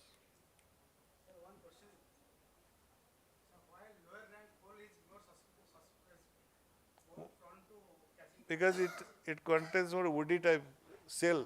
It contains the shell and wood. Macerals. Macerals means organic matter. The organic constituent is more in lower rank coals. That's why it's susceptible to fire. High rank because it is ranking, how ranking is being classified? Ranking is classified on the basis of the pressure. The high rank coals are under the ground. They are under depth and under high tremendous pressure. And the quality of the coal is better, high rank. Lower rank, that is covered with macerals. Macerals are organic substances. And it is exposed to atmosphere and surfaces. So that is very vulnerable to combustion.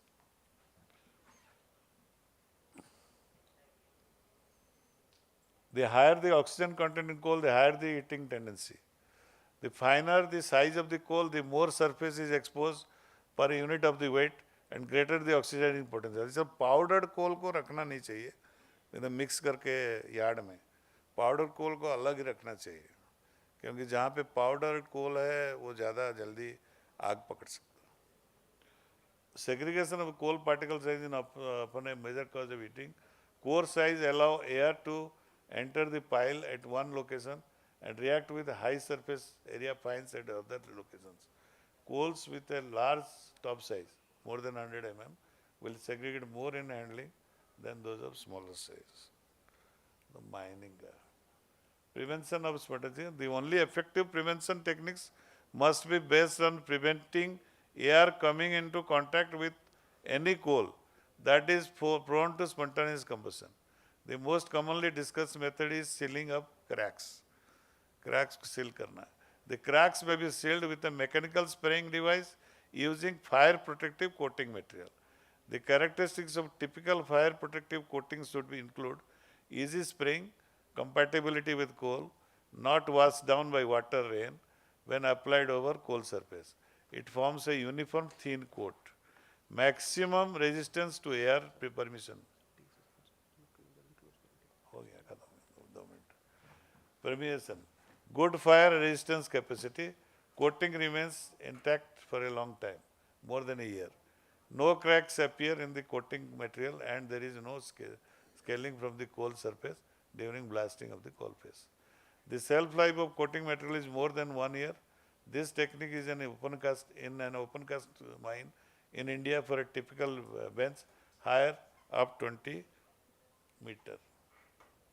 The following inhibitors were considered: monovalent such as sodium chloride, potassium chloride and lithium chloride. Bivalents such as magnesium chloride, zinc chloride, calcium chloride, magnesium sulfate, ferrous sulfate and magnesium phosphate. Trivalent such as ferric chloride and aluminum sulfate. Laboratory scale studies using these inhibitors were carried out, but there is no mention of field trials. Most of the inhibitors showed an increase in crossing point temperature. That temperature with spontaneous combustion occurred. Since spontaneous combustion is caused by the interaction of coal and oxygen, its prevention relies on two mechanisms: prevention of airflow, mining the coal before heating occurs.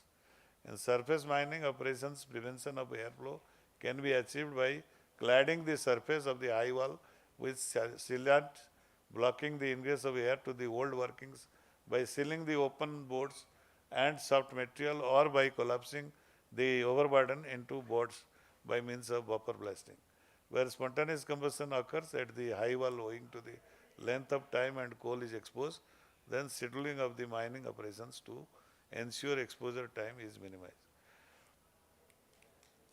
The risk of spontaneous combustion will always exist when surface mining of old working takes place. Prevention of this problem is much better than dealing with issue on stake. During mining, temperatures at a high wall and blast holes should be monitored routinely. Reducing the blast inventory and amount of coal exposed in between the dragline and coaling operation is important. Since hot blast holes will inevitably be encountered, it is recommended. ये हम लोगों का ज़्यादा relevant नहीं है, वो mines का ही है.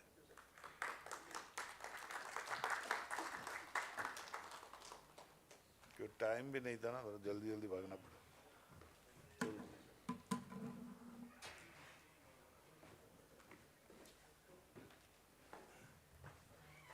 Thank you, Acharya Sahab, for giving very good, very useful information about spontaneous combustion, because the subject is relevant to everyone, spontaneous combustion. And now we are going to ending this session, and now it is tea break. After tea break, within 10 minutes we will come back, and there will be concluding session. Thank you. That tea stall is outside the hall, please.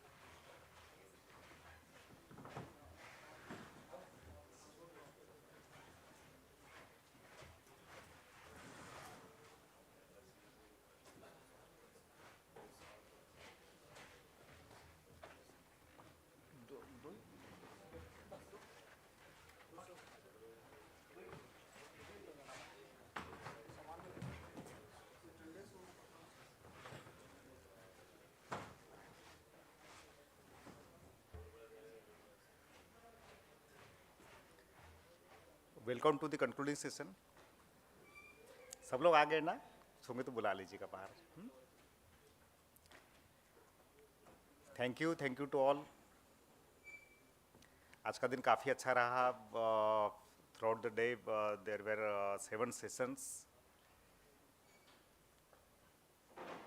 ranging from coal mining to the spontaneous combustion and these best practices plans are adopted. Actually काफ़ी नई नई चीज़ें पता चली कि NTPC क्या कर रहा है, देन और दूसरे लोग क्या कर रहे हैं, एक ही चीज़ के लिए अलग क्या क्या तरीके हो सकते हैं. देन डेफिनेटली साथ साथ में जैसे अभी तक के कुछ क्वेश्चन भी आए होंगे हमारे दिमाग में कि तो देन मैं ये चाहूँगा कि थोड़ा हमारा डिस्कशन का ओपन सेशन हो जाए. It will better for the understanding. And before that I request Munesh Johri sir and Om Prakash sir to come up to the dais, please.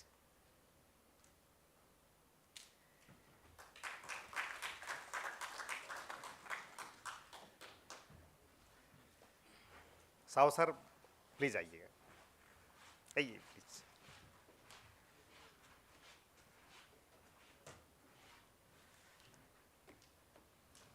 ये माइक ले लो.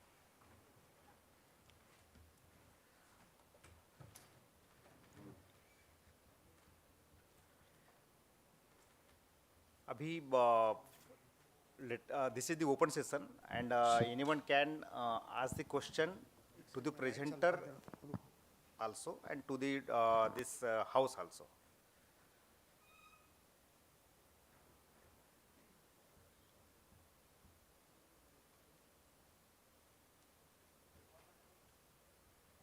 Is there any questions? हाँ कुछ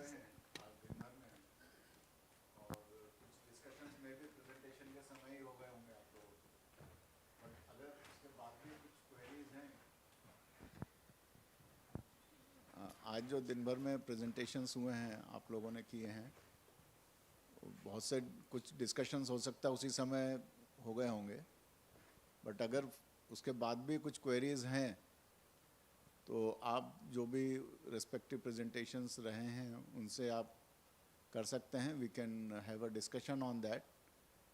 या अगर कुछ और जिन्होंने प्रेजेंटेशन नहीं किया है वो अगर कुछ शेयर करना चाहते हैं तो जस्ट अपने जगह से ही उसमें कुछ और कंट्रीब्यूट करना चाहते हैं तो कंट्रीब्यूट करें, so that can all be included in the final recommendations of the workshop. जितना भी प्रेजेंटेशन है that should be a club up and sent to all the participants. That या we will be definitely doing. हम लोगों ने जैसे उसी के लिए जो सबका एड्रेसेस ले लिए. क्या है कि ये जो हमारा जो वर्कशॉप हुआ है बड़े शॉर्ट नोटिस हुआ और really I am thankful to all of you कि एक दिन या कुछ घंटों के पहले आप लोगों ने कन्फर्मेशन आपके पास से आए. काफ़ी अच्छा लगा कि इतना अच्छा रिस्पांस मिला सब तरह से. तो डेफिनेटली जो आज के इसमें जो हमारा जो प्रेजेंटेशंस वगैरह है एंड डिस्कशंस है it will B compiled in the PDF form and it will shared to all of you to the on your individual mail. उसके लिए हम ड्राइव में एक्सेस दे देंगे. And we'll be putting it on the JIPT website also, so Yeah. you can Yeah, access it from there also. ये करेंगे.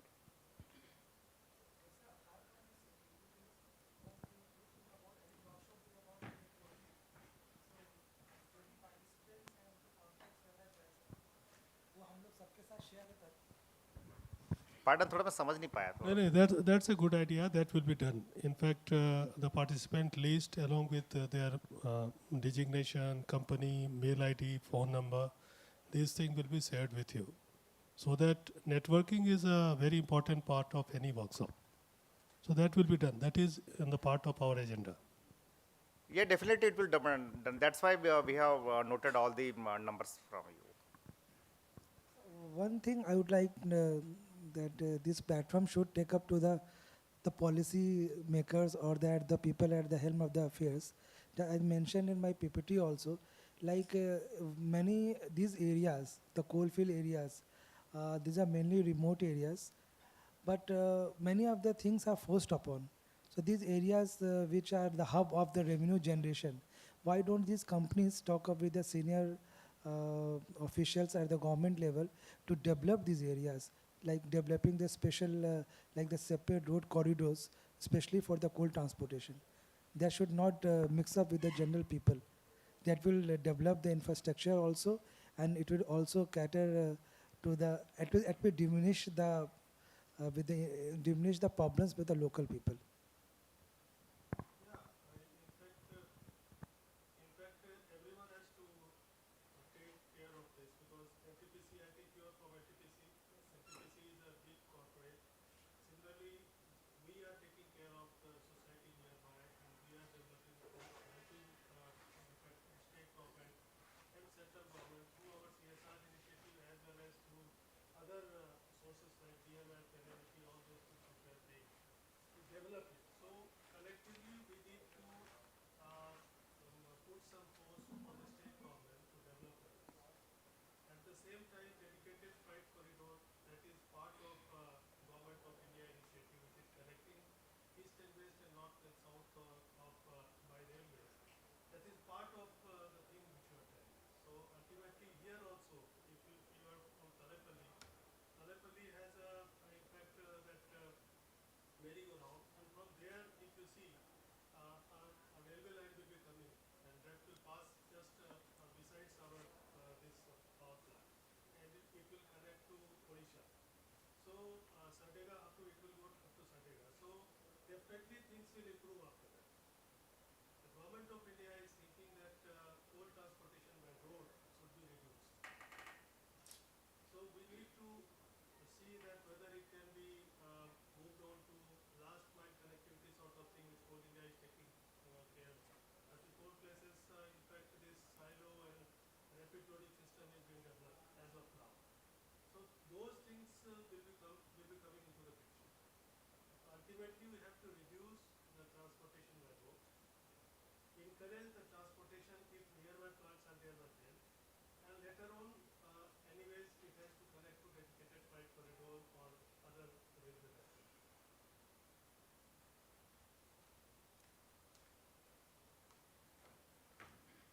Thank you.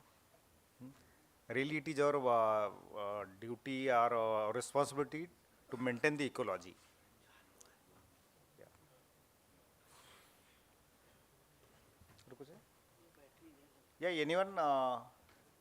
Yeah. उधर आदित्य जी.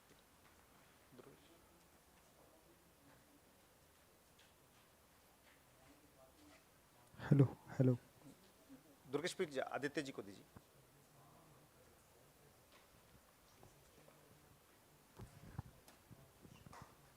Hello.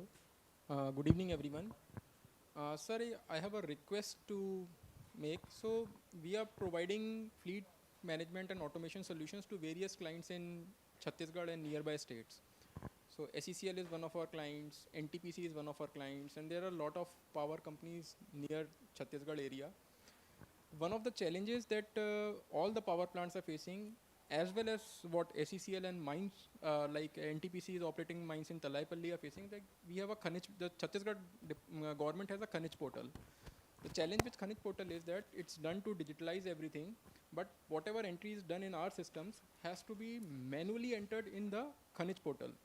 So if maybe you, along with NTPC and other power plants, SECL can also join you, get the permission for API level integration, it will reduce your manpower, will ensure that whatever manual entries you are doing will come down to zero, and will automate your process at the plant level. So whatever congestions, traffic jams that you face because of these issues, and then these issues, because ultimately some human beings are entering this information, so there are errors, then these create issues in auditing part also.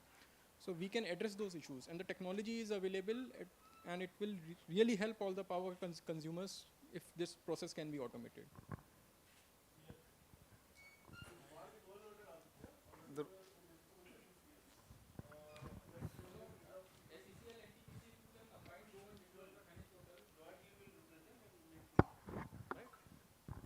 Thanks for your question.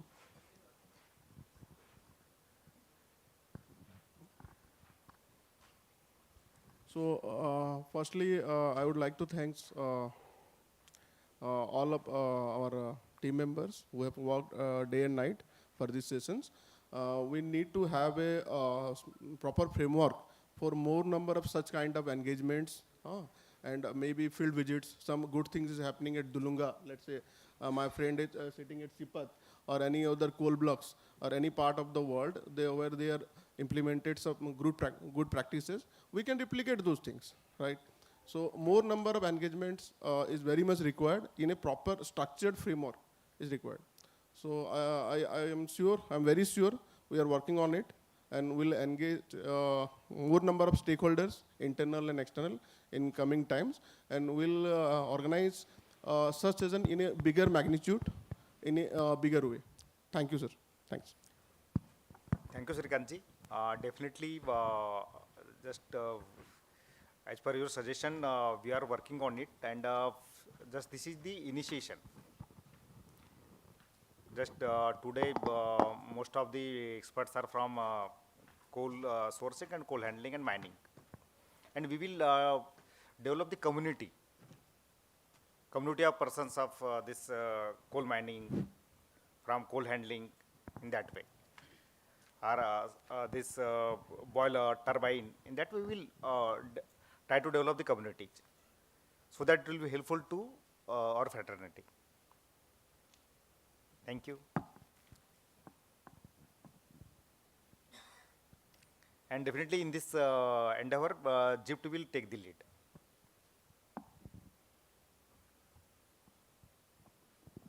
और किसी को?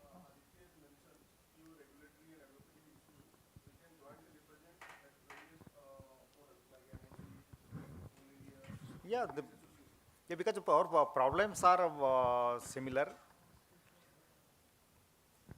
Definitely we'll do it. This API issue, we have to take what you was telling, and jointly we have to do it, so that automation of web can be done, and human error can be eliminated. That is very important. We are also trying at our level, but jointly if we can put on some effort, then it will be more fruitful.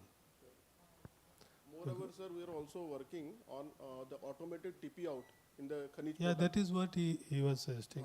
That we already covered in our scope ITMS project. That I We'll know. certainly do that. We are already doing it. Sure. We are doing it in our mines. And may I know from which company you are? IntelliPlanner. So it is a renowned company in OSS.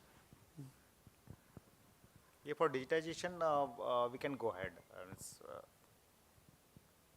You can connect with our IT team. They can also give you more feedback on this, because already we are in advanced stage of implementing certain things. Because I3MS in Odisha has done it, and there it is completely automated. Many web bridges are fully automated.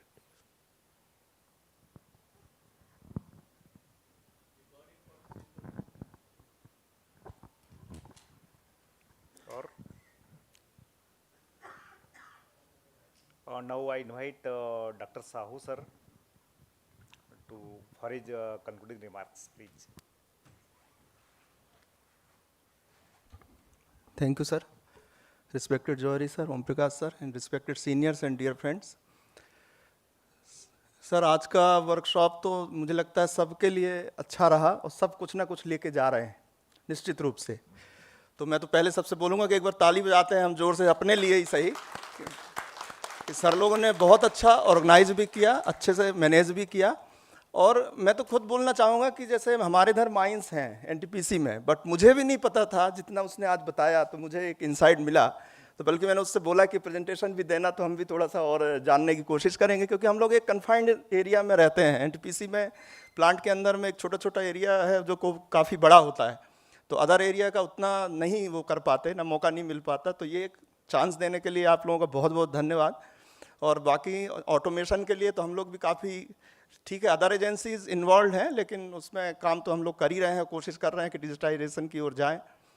और साथ ही साथ में हमारा जैसे CHP का Lara का भी काफ़ी वो है, जो प्रॉब्लम्स थी उन्होंने सॉल्व किया, वो मिला. जिंदल का. लेकिन मुझे एक क्वेश्चन मैं पूछ ही लेता हूँ कि आप लोगों का जैसे 3400 मेगावाट कैपेसिटी है, तो आपने बोला कि जनरेशन कम है, वो क्यों?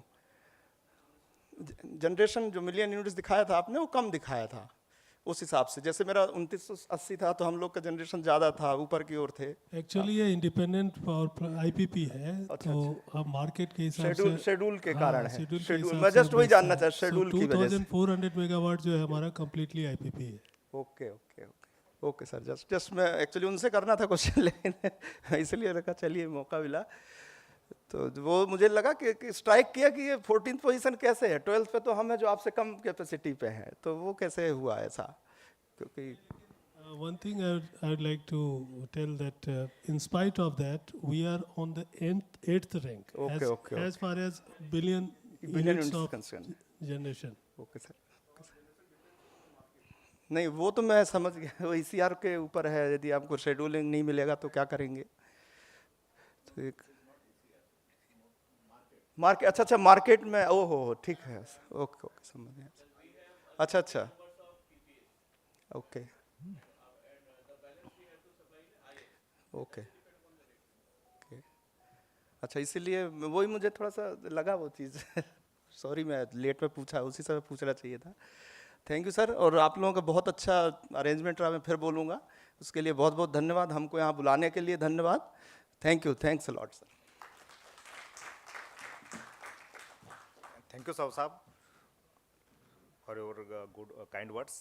और जैसा कि बुलाने वाली बात है, तो जैसे हम लोग सुबह से बोल रहे हैं कि definitely this is the starting.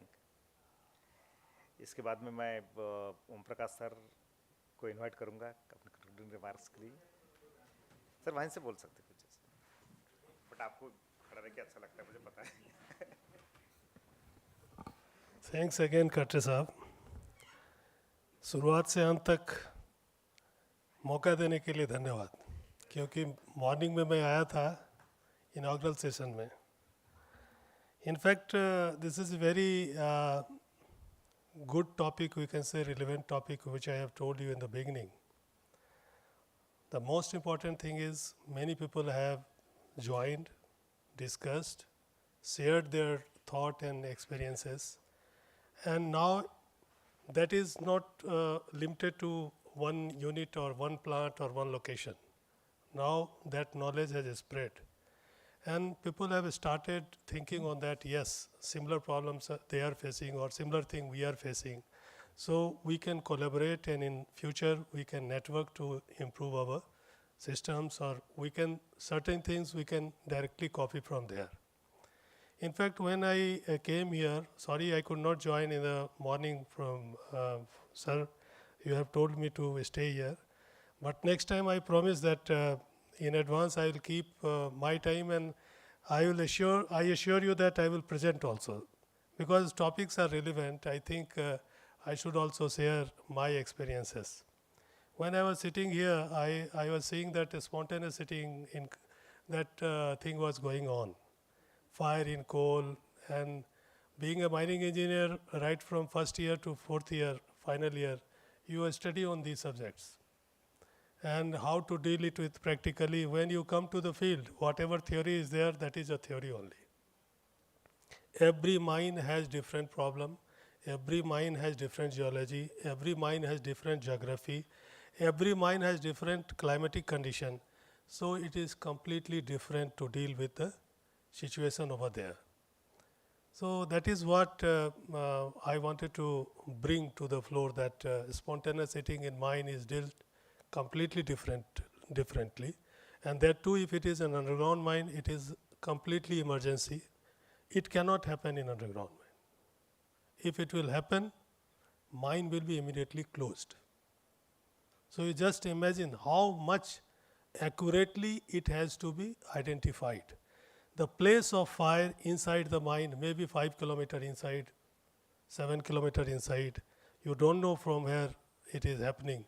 You have to identify, otherwise your mind will be sealed.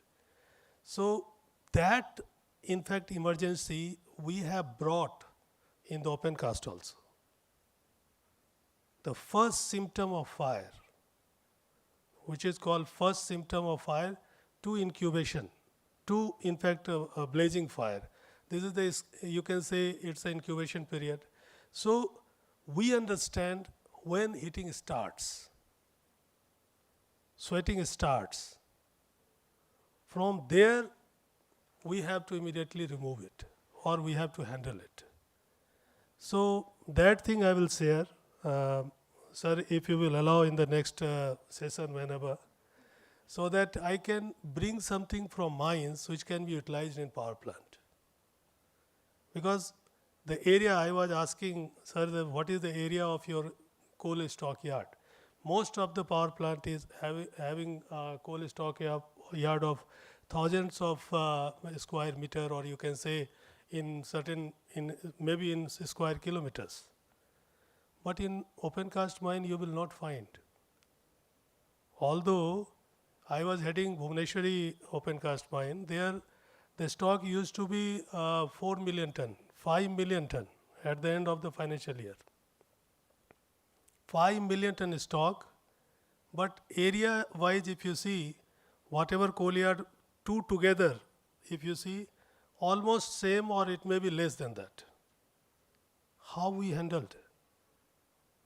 So such thing is really which can be deliberated further. I would request only one thing, that whatever takeaways you are taking from here, just try to implement, interact with each other and think as friends, techno friends.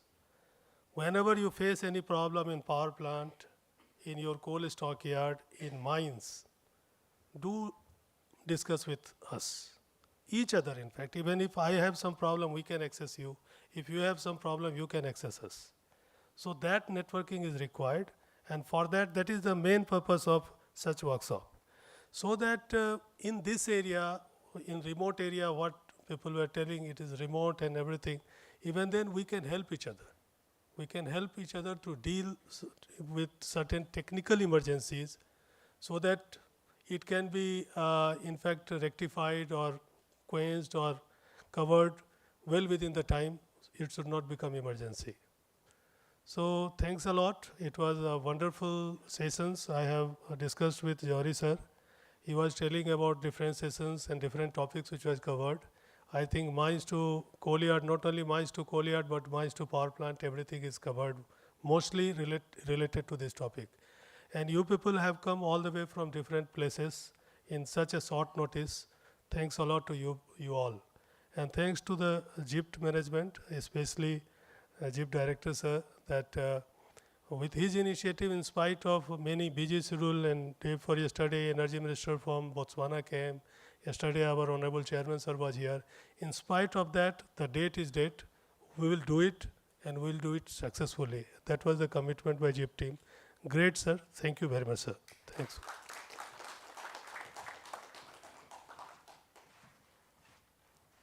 Thank you, Om Prakash ji, for giving the very good insight about the subject.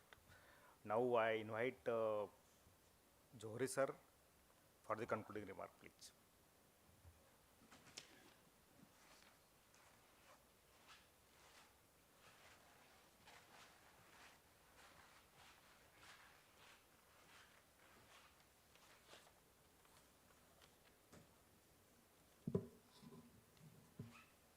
Thank you Katre ji, Om Prakash ji, Sahu ji और साथियों, ये I think इस financial year का जिप्ट की तरफ से organised पहला वर्कशॉप था, और ये अभी एक शुरुआत है इस फाइनेंशियल ईयर की, और इस तरीके के वर्कशॉप हम लोग और करते रहेंगे। बहुत ही शॉर्ट नोटिस पे ये वर्कशॉप ऑर्गेनाइज हुआ। इन बिटवीन स्टेशन पे बहुत सी एक्टिविटीज़ चलती रहीं, बट उस सब के बावजूद जो है आप सभी लोग जो डिफरेंट स्टेशन से आए बहुत ही शॉर्ट नोटिस पे, और आई थिंक वीक का ही आप लोगों को टाइम मिला। आपने इतने अच्छे प्रेजेंटेशंस प्रिपेयर किए और अपना जो भी इंफॉर्मेशंस एंड एक्सपीरियंसेस जो हैं वो आपने शेयर किया। हमारे दो वेंडर्स भी हमारे साथ जुड़े इस प्रोग्राम में, उन्होंने भी अपने एरियाज़ ऑफ एक्सपर्टीज़ के बारे में इंफॉर्मेशन शेयर करी। मैं खास करके जो और दोनों ही in fact quality and digital interventions in managing the transport sectors पे जो आपने प्रेजेंटेशन किया, बट मैं ये चाहूँगा आप लोग भी एक्सप्लोर करें इन चीज़ों को कि जो डिजिटल इनिशिएटिव्स हैं हमारे, वो सिर्फ ट्रांसपोर्ट मैनेजमेंट तक ही इन्वॉल्व ना रहें, बल्कि उसको हम अपना स्टॉक मैनेजमेंट और जो लेबर मैनेजमेंट है, वर्कफोर्स का मूवमेंट विद इन द, जिस तरीके से हम ट्रक के मूवमेंट को ट्रैक कर रहे हैं, उसी तरीके से हमारे वर्कर्स का मूवमेंट भी हमको ट्रैक करना चाहिए within the our mines और within our stock area, क्योंकि ट्रक का मूवमेंट तो हम ऑलरेडी कवर कर रहे हैं. So both ends this workers movements should also be covered in that, कि उनमें क्या हो रहा है. इसके अलावा डिजिटल इनिशिएटिव्स को हम, जैसा कि तलाईपल्ली ने प्रेजेंट किया, उन्होंने कुछ एप्स डेवलप करे हैं for safety awareness and safety incidents reporting. That is something which can be adopted not only in the mines and coal transport, coal sector, even if that can be adopted in the power plant side also. So such initiatives, digital initiatives, we should take up, and I think many of the ready-made solutions is also available in the market. We need to explore those things. JIPT as a institute, we can bring our industry, power industry, and such vendors or the academic institutions to bring a common solutions, which is a workable solutions on such issues. So we can work on that. Other than that, जो भी हमारे जो experiences हम लोगों ने share किए, उससे हम सभी बेनिफिट होंगे. और हम, जैसा कि अभी बातचीत में आया था, ये सारे presentations it will be share to you all and it will be put on the website of the जिप्ट. जितने भी हमारे पार्टिसिपेंट्स हैं, उनके contact details that will also be shared with all of you. तो ये हम लोग करेंगे और फ्यूचर में हम लोग इसी तरीके से कनेक्ट होते रहेंगे. और जो जिप्ट की टीम ने जो इसको इतना शॉर्ट नोटिस पे और इतने अच्छे तरीके से ऑर्गेनाइज़ किया, तो मैं अपने ऑर्गेनाइजिंग टीम को भी इस सब के लिए बधाई देता हूँ. धन्यवाद.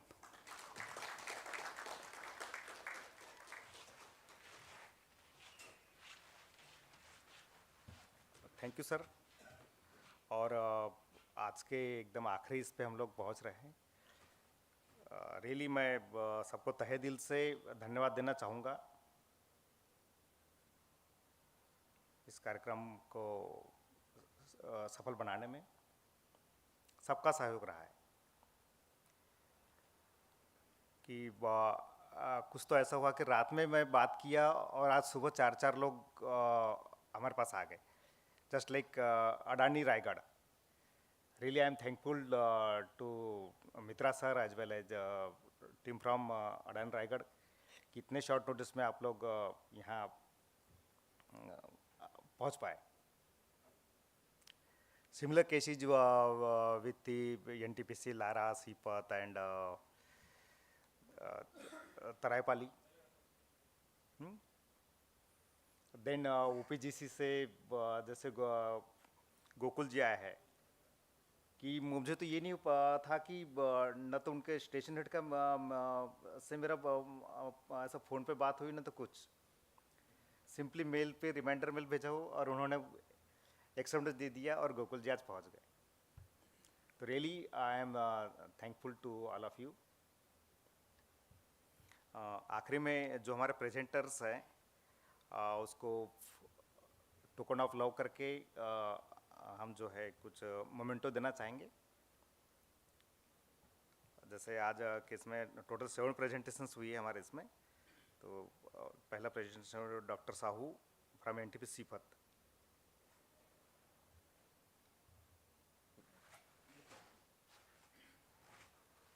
मैं जोहरे सर से आग्रह करूंगा कि जोहरे सर मोमेंटो प्रदान करें please.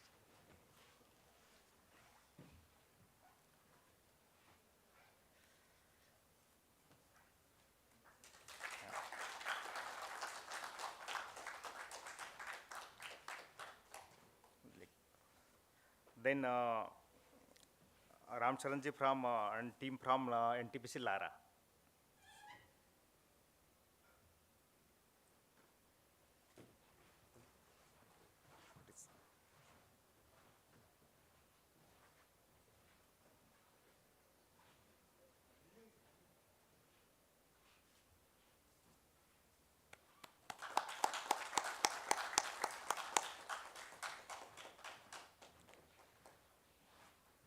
Sunil Jain team from NTPC Taraipali.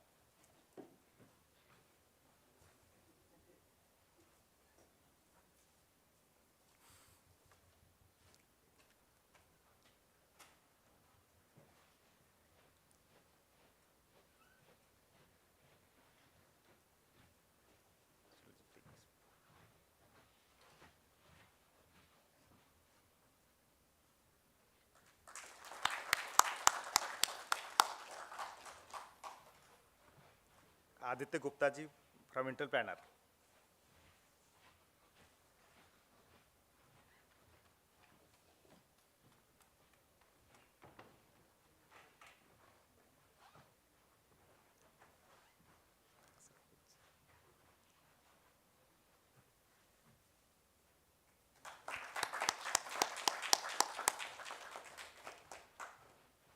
Abhijit ji from QCI.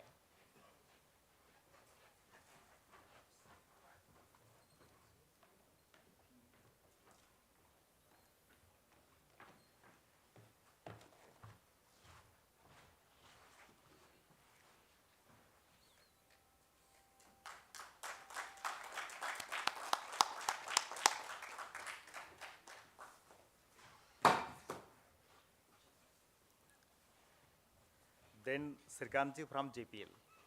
CNG. आइए आप लोग safe team. Indra ji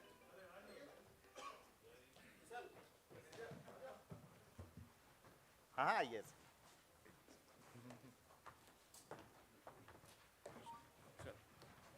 Definitely it is a collective effort. Yeah.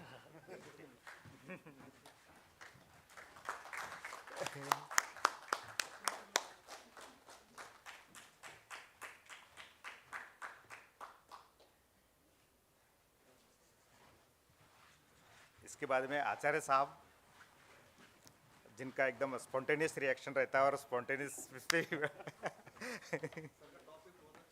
बहुत है सर, रियली रियली बहुत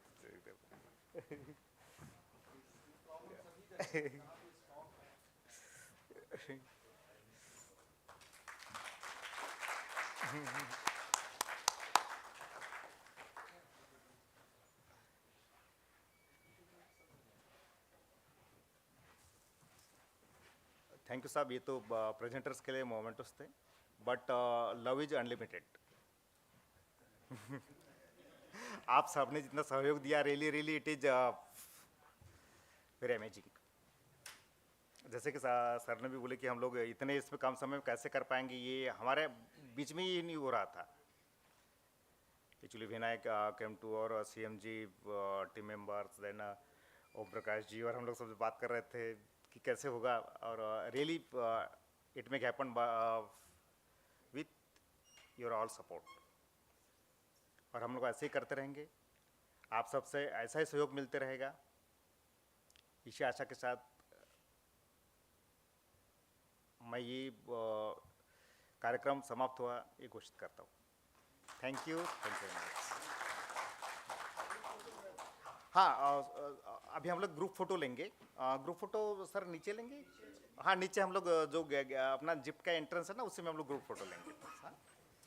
और उसके बाद में और एक रहेगा कि जब एक बात हुई थी कि प्लांट विजिट के बारे में कुछ लोगों ने बोला, ओ आ गए, देन इट्स ओके। और किसी को प्लांट के किसी स्पेसिफिक जगह पे जाना है होगा तो बताइए, हम लोग अरेंज कर सकते हैं हम लोग डेफिनेटली। चलिए हम लोग नीचे नीचे चलते हैं।